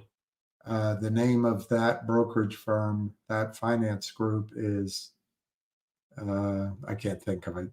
Anyway, they've kept it down. What does Wolf have? Basic concept. Wolf generates the power it uses to mine Bitcoin from the excess power overrun from nuclear power plants. That's Wolf. I might think of the hedge fund. CLNV, I'm really worried about. This is a Frank Benedito beauty. It is a terrible financing, absolutely malodorous financing. But I love what they do. I love it. So I have it on the list. Could it get cheap and then back? This list, Alfred, is for the January effect trades. Some of them are for longer. MMAT, the board won't listen to reason. They're listening to the lawyers. They're listening to the liars with the smiling faces. They're probably going to move forward with the reverse split and the financing. Same with MULN. I think it's hopeless. I think these three could be in dire straits. I think Vocal could be too for the hopeless funding. So, and then Alfred, one thing I'm trying to get people on these calls to look into is buying physical silver, and I intend to do a better job. I had hoped we would have had a winning trade. So, Alfred, you derailed me here. I hope by answering, I've shown everyone on here, if there's anyone left, that I'm not threatened by negativity. I'm not threatened by the opposite point of view. My opinion of you is you're an absolute fudster and a fraud. And I don't think you're sorry for the negative. I think you're trying to appear to be reasonable so that people can see that your point of view is I'm just stringing people along. I don't care what anybody does individually. I hope that people can find a trade and make some money in January, February from that trade. Alfred, I'd like people that have been listening for a long time to make life-changing money, as Ham calls it.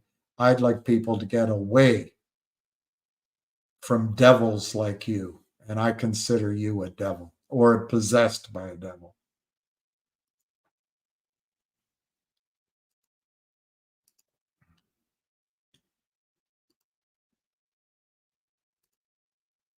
Hey, Kevin.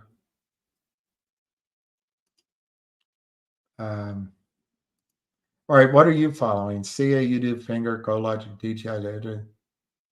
I like that. I left off NVOS, by the way. I didn't mean to leave it off. And I don't, and by the way, I don't think what is it? PRTT might make sense. But there's so many. I'm going to end here in less than 12 minutes.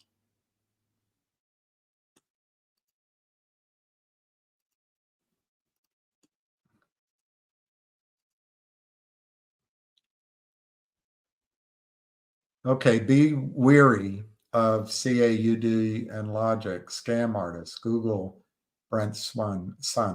Okay, Crossbones, thank you very much.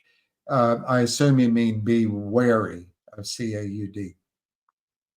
Brent Sun just bought $70,000 worth of CAUD, and earlier in the month he bought 120,000. So he's bought, or 300,000. So he's bought somewhere between $300,000 and $400,000 worth of CAUD at prices over $2 and over $1.50. So I guess Crossbones, as a good scam artist, he's putting his money where his mouth is. He's bought $400,000 worth of CAUD.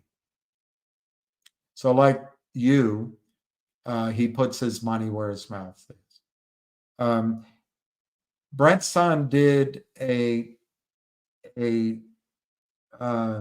deal when he was the head of Logic with the Neo exchange.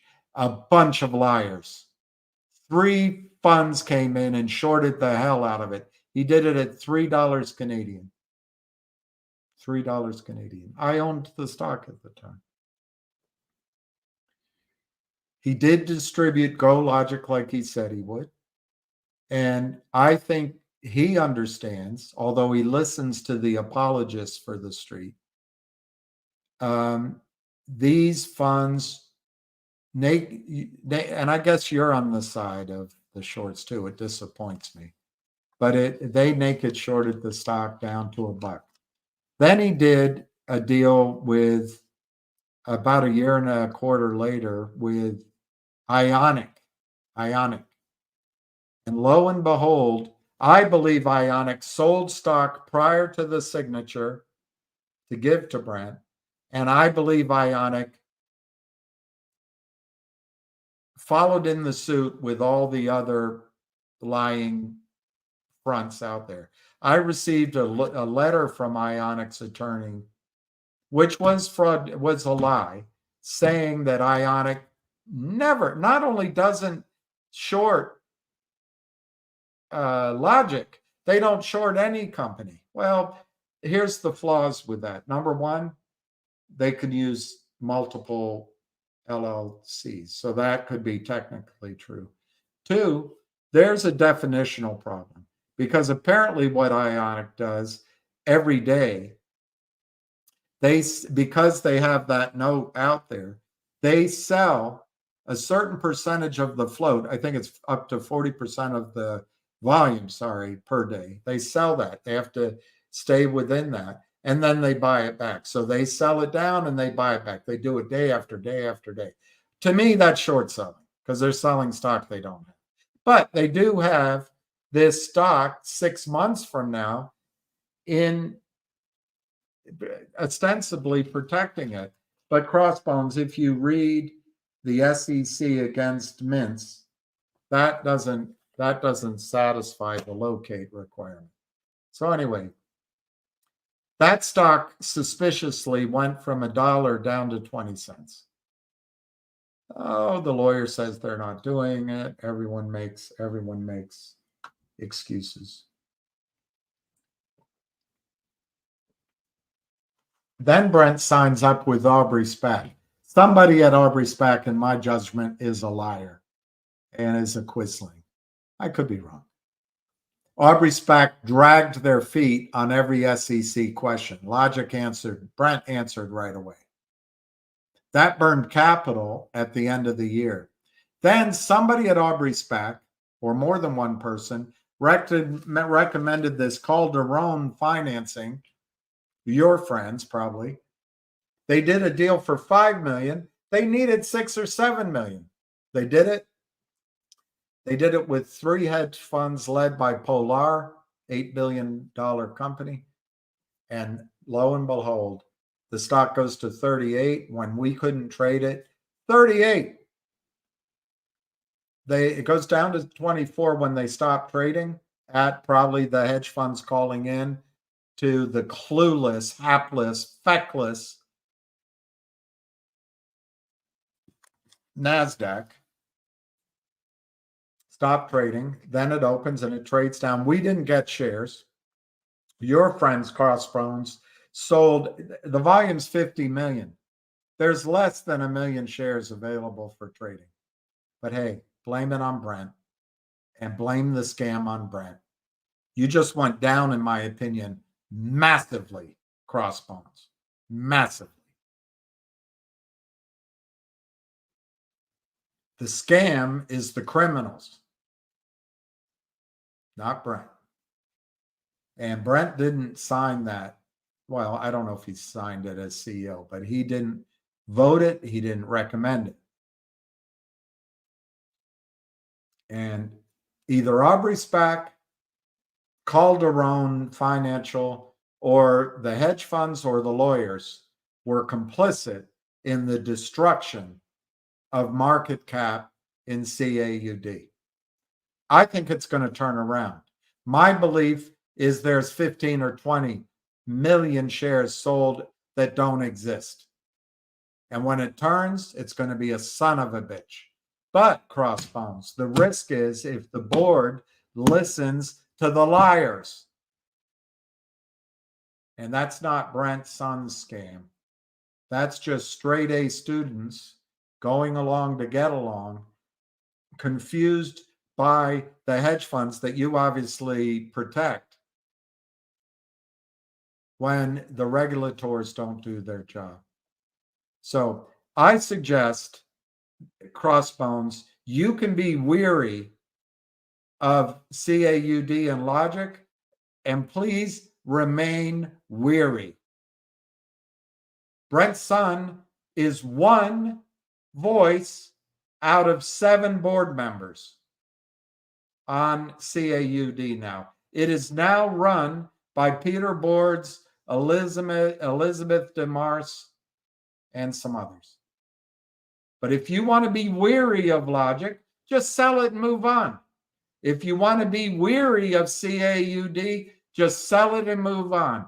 I stand by both.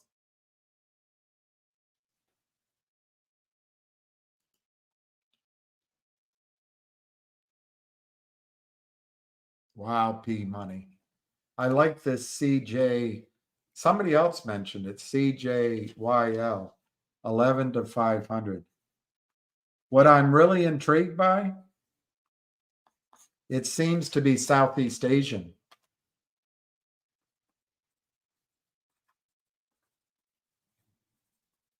And that gets me interested if Univest is involved. I have no idea. Totally speculation on my part. I wasn't in it. Float only 1 million.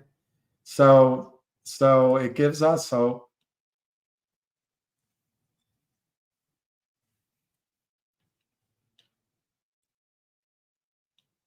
Oh, it has a reverse split? I don't know. It didn't show up in when I look. I don't want to look at it. I want to run. I've already taken. I just want to try to finish in 3 minutes. Um, uh, but anyway, it did adjusted for the split. It had that move.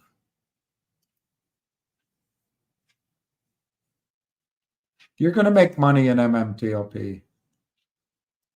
I remember Reverse Bliss was going to save Billy. I don't know what you're talking about. I don't know what you're talking about.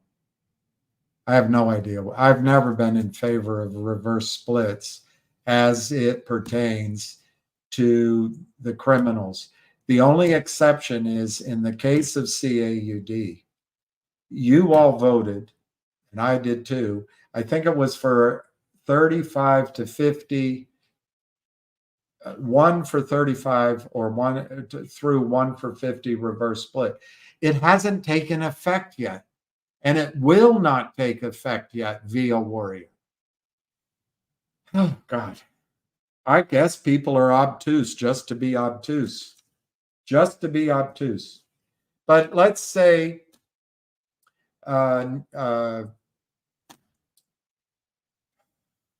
Exxon came in to buy oh God, I can't think of the examples. To buy collective audience. Let's say Exxon spun out one of its projects, and that project bought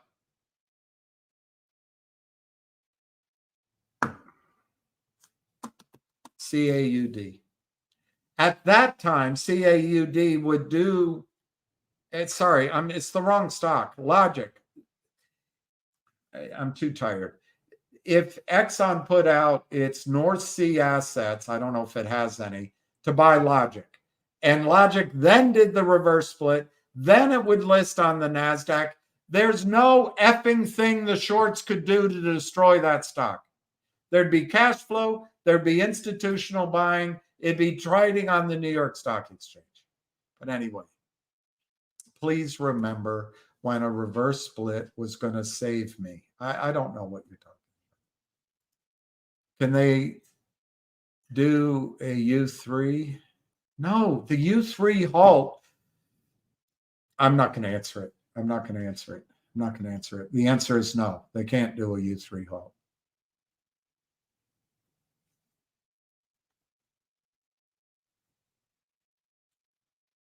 That's all lawyers do. That's all lawyers do. Lawyers are just as greedy as the criminals, and lawyers don't care about you. They don't care about you. There's 3 people you have to pay up front: therapists, lawyers, and hookers, and none of them care about you.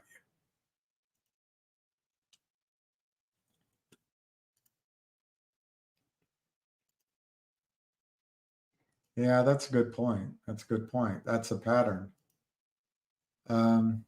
He might have been bought off. He defends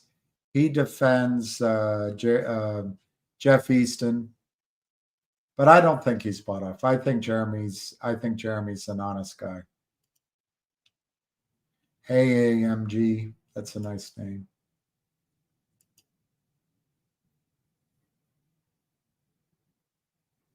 Oh, I don't want to do that. I don't want to do it. But he was crying. He woke me up.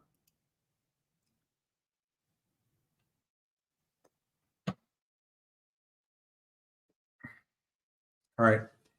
I have to take a break to finish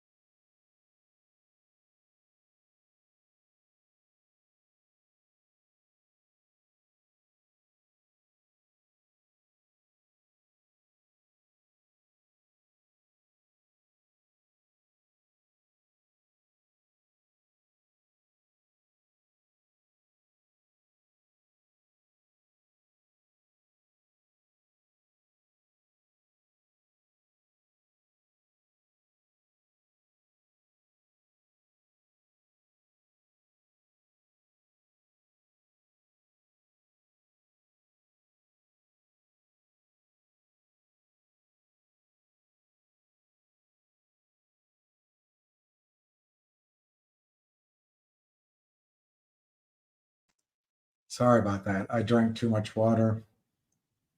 And thank you, CB. He stopped crying, and what I can't determine is when I leave for a while, I come back, he's crying.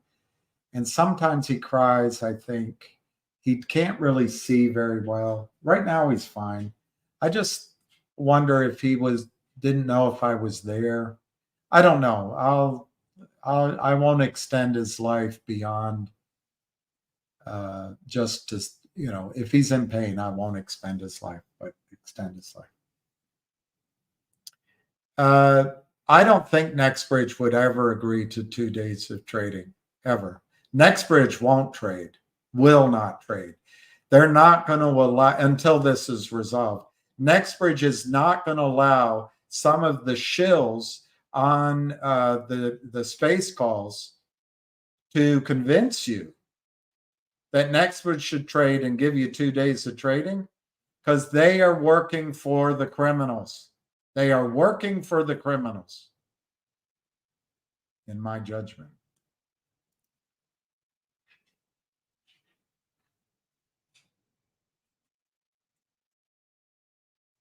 Well, it's a good point. It might be that any stock here gets what do you call it? Becomes a target. It could be. They don't want you to make money because you'll take that money to the next deal. It'll be like dominoes. But I don't think it goes on that long. And I don't think we're that significant yet. But we do run out of money. After we shoot our wad, we don't buy anymore. And we're retail. We are retail. Just like companies, just like CEOs. When the stocks go down, we go, oh, I'm not going to buy more. It's going down. Traders who know the story, believe in their facts, they buy as it goes down. But anyway, yeah, it could be. Costco did go up. Well, you might be right about that, Carter's World. And I think about that too. Silver's gone down since I mentioned it. Anna had that great question about, are they keeping oil prices down just to help the shorts in NextBridge? I thought it was a good question, even though I reacted with, oh no, but I thought about it. It's a good question. I think the brokers and the regulators are feeling a lot of heat on MMTLP.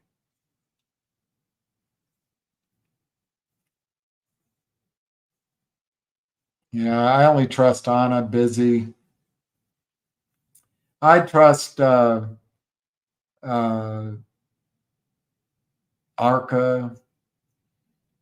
Ace, Avid, I think is an honest man. I would trust Pedro Philly.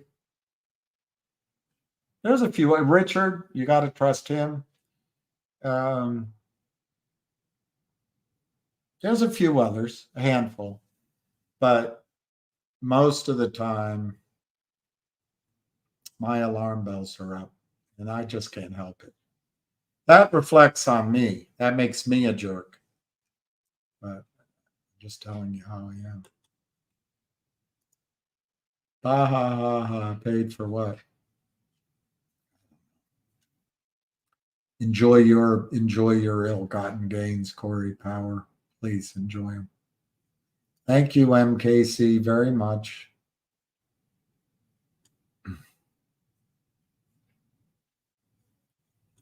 That's a good idea. I'm going to leave MKC up, but Carter, I could start talking about a stock that we don't buy and see what happens. Or I could say sell a stock.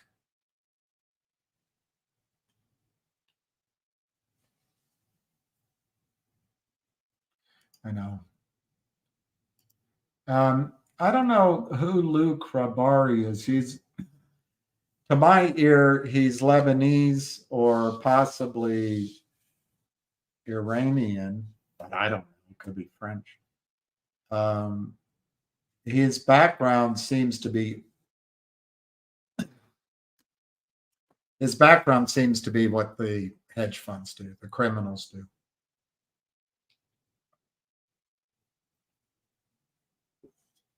But could he be on the good guy's side now? Yeah, he could. And he might know how to turn the algorithms up. That would be great.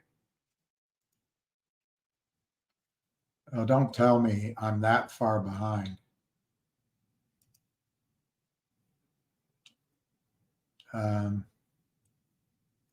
Thank you, Jay. I appreciate that. I do appreciate that. FUD should be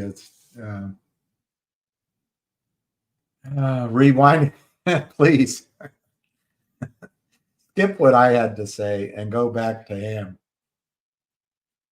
And Ham had a good call with Aces the Place last night. I didn't listen.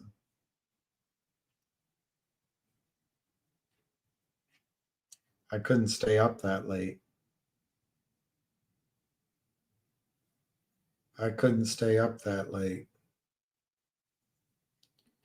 Trying to get a quote on GDC. Somebody says it's up. Yeah, it's up a little bit. 311. 311. We'll see what happens. That's called a trade. And if it works, you just get out of it and then you put your money back. Yorkville. Yes, Yorkville. God, my brain is. Do you think I'm getting Alzheimer's?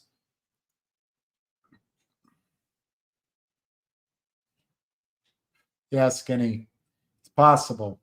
But remember, there'll come a time, and I think that's something good that Lou saw and still sees.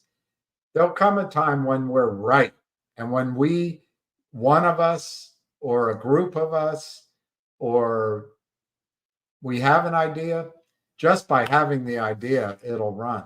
It'll get to that point. That's how the markets used to be.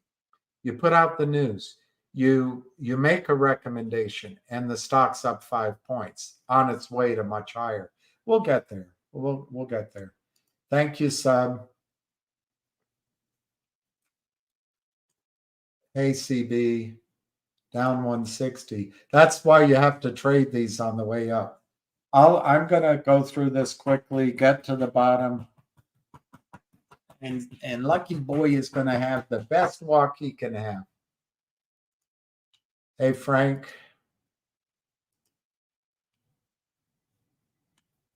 Oh, they congratulated Hindenburg.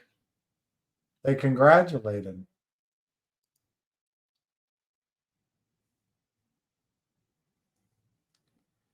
Well, Brent, right now, Brent is CEO of Logic, which is a shell. So it's just making sure that and I'm sure the board works with him on it, just making sure whomever purchases the Logic shell is audited, the deal's done correctly, the lawyers do a good job. And then he's not it. We just own, I'm saying an eighth. It could be 10%, it could be 15%. But collectively, as shareholders of Logic, we own an eighth of an NYSE, I hope, stock. And right now, I intend to trade out of it. But if it's who knows? If it's an AI stock or it's a mining stock or a oil and gas company, I don't know. I'm speculating. I might stay in it. But that reverse split has nothing to do with bailing out the criminals, because the criminals are going to be so FUCKED'd, they won't be able to see straight. That's in Logic. I don't believe CAUD is going to do a reverse split, but Ryan, I think, and I've said it, you've seen me get upset, and I've said it to people that matter.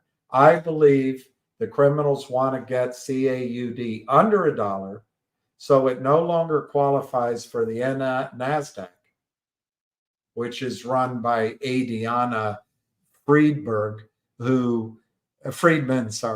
who makes 28 million a year. Pitiful. Absolutely pitiful. She's an embarrassment to Wall Street.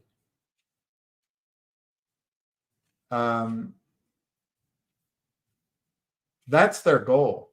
But I think contrary to that goal, people are fighting to keep it from that. But I'll be clear, the risk in CAUD is that Peter Board's, the Aubrey SPAC guy, I'll give you the names if they're here. But I don't want to spend a lot of time if I can't find it right away.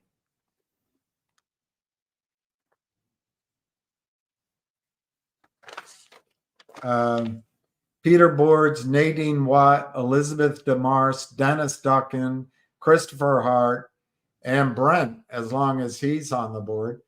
If those two women who are going to be more conservative than men, they're going to follow along with the advice. Why do I say that? Because in general, women are more reasonable, more cautious. They don't take the risks men do in general. Dennis Duncan or Christopher Hart, one or the other, is an accountant. They're going to be conservative. In general, accountants are conservative. They don't take risks. One of those two names is the guy from Aubrey SPAC. I think that's a risk to have him on the board. And then you've got Peter Boards. So it comes down really to Peter Boards, his leadership. I don't know if he recognizes. There's a couple of people telling the board that the trading is just normal. It's just normal trading. Those people are shooting themselves in the foot. If that gets across and this board does more business with Aubrey SPAC, with Polar and the other two hedge funds, with the lawyers who represented Aubrey SPAC, and or with that Cauldron Finance, I always forget how to spell their name. Anyway, you can look it up. Then we're going to want to get out of the stock. We're just going to want to get out because they'll destroy it like MULN, MMAT, or HBIL, VNUE, DBMM. That's what they're trying to do. Anyway, I am fighting as hard as I can. I'm writing a letter. I'm communicating. But who the heck am I? I don't have the resume of Elizabeth DeMarce or Peter Boards. I don't have the resume of Tony Forte, who was quoted in Frank Nez's article. I certainly don't have the resume of Brent's son, and maybe not these other guys. But the one thing I have, I've been out there doing it. And I know these people will lie to your face. And as soon as they get control, they say, sorry, hey, I hope everything's good. They're good guys, great. And they move on. But I'm going to do everything I can. He is fighting the corruption.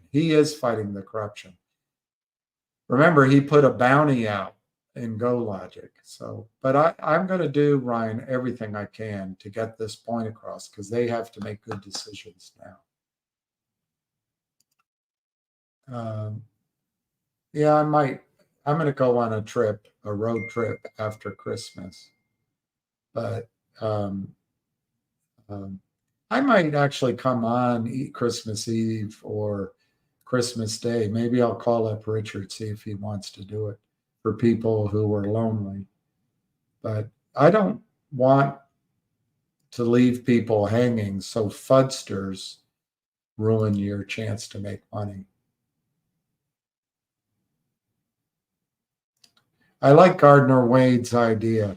We should all boycott the markets. I love his idea. But if we stop buying stocks, the shorts win. Yeah, Frank, I wish I had money to buy Finger, GT. I mean, I just showed my list. And this is not a complete list.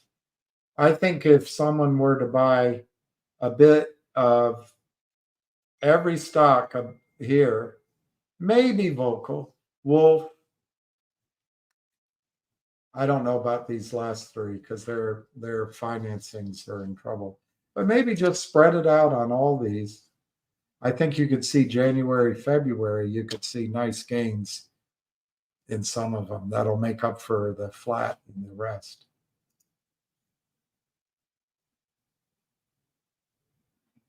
I need to take linseed oil. Okay. I think I need to study Arabic or Russian or Italian. I don't know who, June, if you had listened to him, all I can tell you, June, is these three stocks I circled in yellow. I think, actually, I think each of them could have big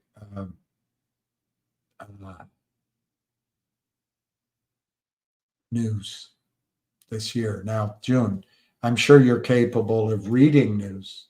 I think you are. You go to your web, you go to your app, you type in GTII, you see it closed at 41, and then you scroll down to the news.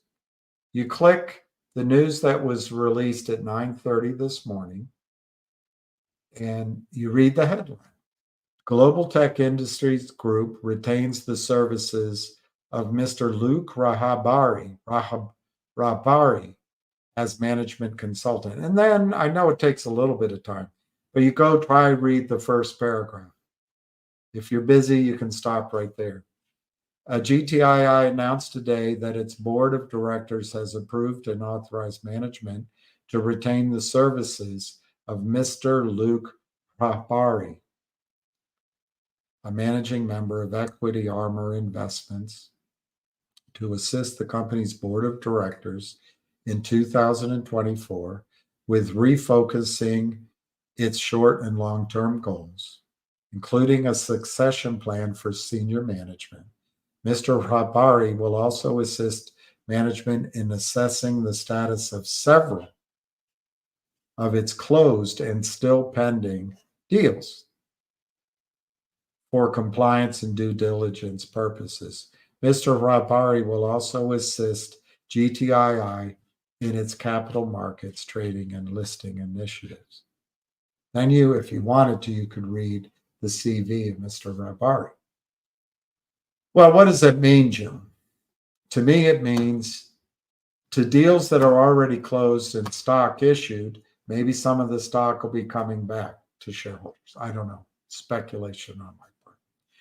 Open deals, maybe the Treno mine deals, for example. Maybe Mr. Rabari is going to help them close those deals. I don't know, Jim. What would you look forward to GTII after you read that news?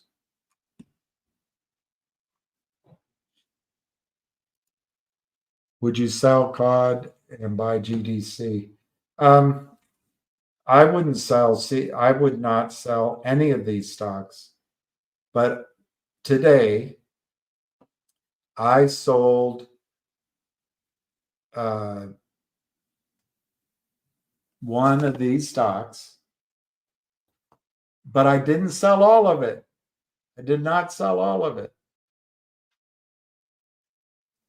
And unfortunately, I didn't want to sell it,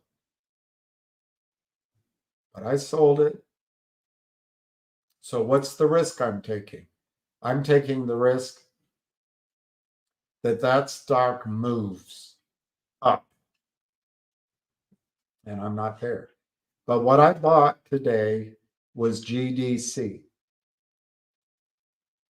I didn't own GDC on Friday. I bought some today. Now, I have a small position in GDC. But if something causes GDC to make a run like some of these others that have just happened, I will sell it. I'm not hanging on.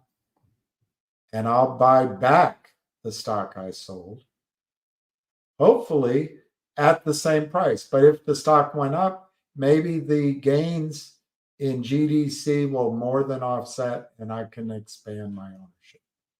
If I get lucky and I'm able to take a significant profit, there's several stocks on this list that are going to get cheap by the end of the year. And I'd love to be able to buy more of them. So you have to make your own decision. I can't give financial advice. I certainly would not sell all of my CAUD. I wouldn't do it. But you have to look at your portfolio and say to yourself, which stock am I willing to take the risk that it's going to go up? I would start with stocks that you can take a tax loss. But I think based on the GTII news today, I think that's a prelude to a kill. I think you can expect further news this week in GTII. Do I know it? No. But that's pretty major news.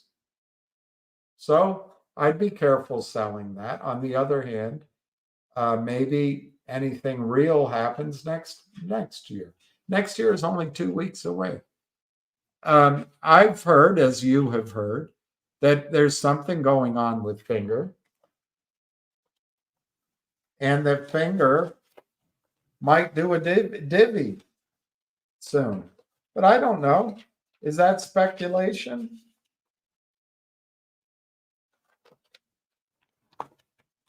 Finger also put out September 11th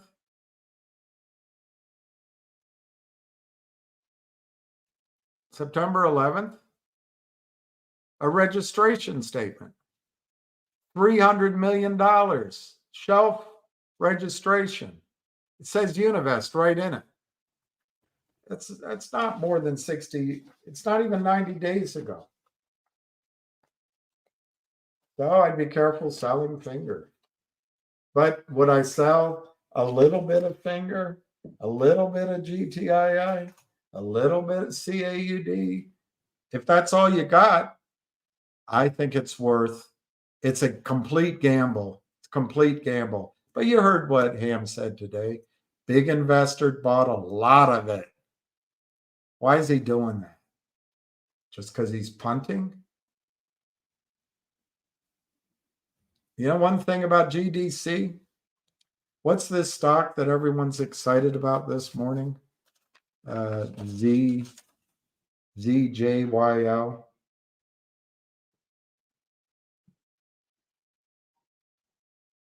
ZJYL. Jin Med International. Where do you think is that Southeast Asian? Maybe. Let's look up GDC. General Cultural Group. Do you think that's Southeast Asia? I don't know. You look it up yourself. All right, I'm gonna get off. Yeah, I wouldn't chase. I'm not recommending hop out of one, get in the other. As soon as you sell one, it's going to be the one that goes. So guarantee, I hate that word, but guarantee it. If you sell one, it's going to be the one that goes up. I am not recommending hopping horses at all. But I just did it because I don't have a choice. I don't have cash. I took a nip out of my position. If that goes, it's going to hurt. I'm going to go, darn it, why did I do that? But on the other hand, I am using my instincts. Ham gets ideas all the time. He bought GDC. And I'm thinking, why would he buy that? He tells you stories all the time that go up that he didn't buy, number one. Number two, a big buyer came on. Number three, it seems Southeast Asian, doesn't it? So anyway, And you heard him say something could happen tomorrow is what he said. I don't know if he's bullshitting. All right, MKC. Yeah, it's true. We need momentum there. All right, I'm going to sign out. 3 minutes to go. I stayed much longer than I should have. I would show you Lucky, but he can't climb up anymore. We're going to go out and preambulate wherever he wants to go. Okay, so good night. I do wish each of you peace, love, and happiness. I also wish you Merry Christmas, Happy Hanukkah. I think we're getting close enough that it's Happy Kwanzaa too. I don't think there's anything going on right now in Islam. I haven't seen it on a map, but I wish peace in the Middle East. I particularly wish everyone to consider that the horror and the shock when 1,400 people to 1,700 people were killed 2 months ago. Unfortunately, according to Colonel Ritter, Scott Ritter, some of that may have been crossfire. Remember, soldiers are just scared people. But anyway, horror, just absolute horror, and young people killed. I just wonder, and I pray for each of those people and their families, and I do pray for them. But I also wonder, apparently 25,000 people and 100 buildings, over 100 buildings collapsed. And of the 25,000 people, 6,000 children. I just wonder at what point we should pray for those casualties as well. And I pray for them as well. So to the Middle East, I pray for peace, particularly for civilians, women and children, possibly 6,000 children so far killed in Gaza Strip. And I don't think there's any child that's a member of Hamas. So without being political, I pray for peace in the Middle East. And I pray for the souls of those killed, that God will embrace their souls without question and accept all souls that have been killed in the Middle East into his loving arms for all eternity. So I'm going to say Merry Christmas and leave it at that.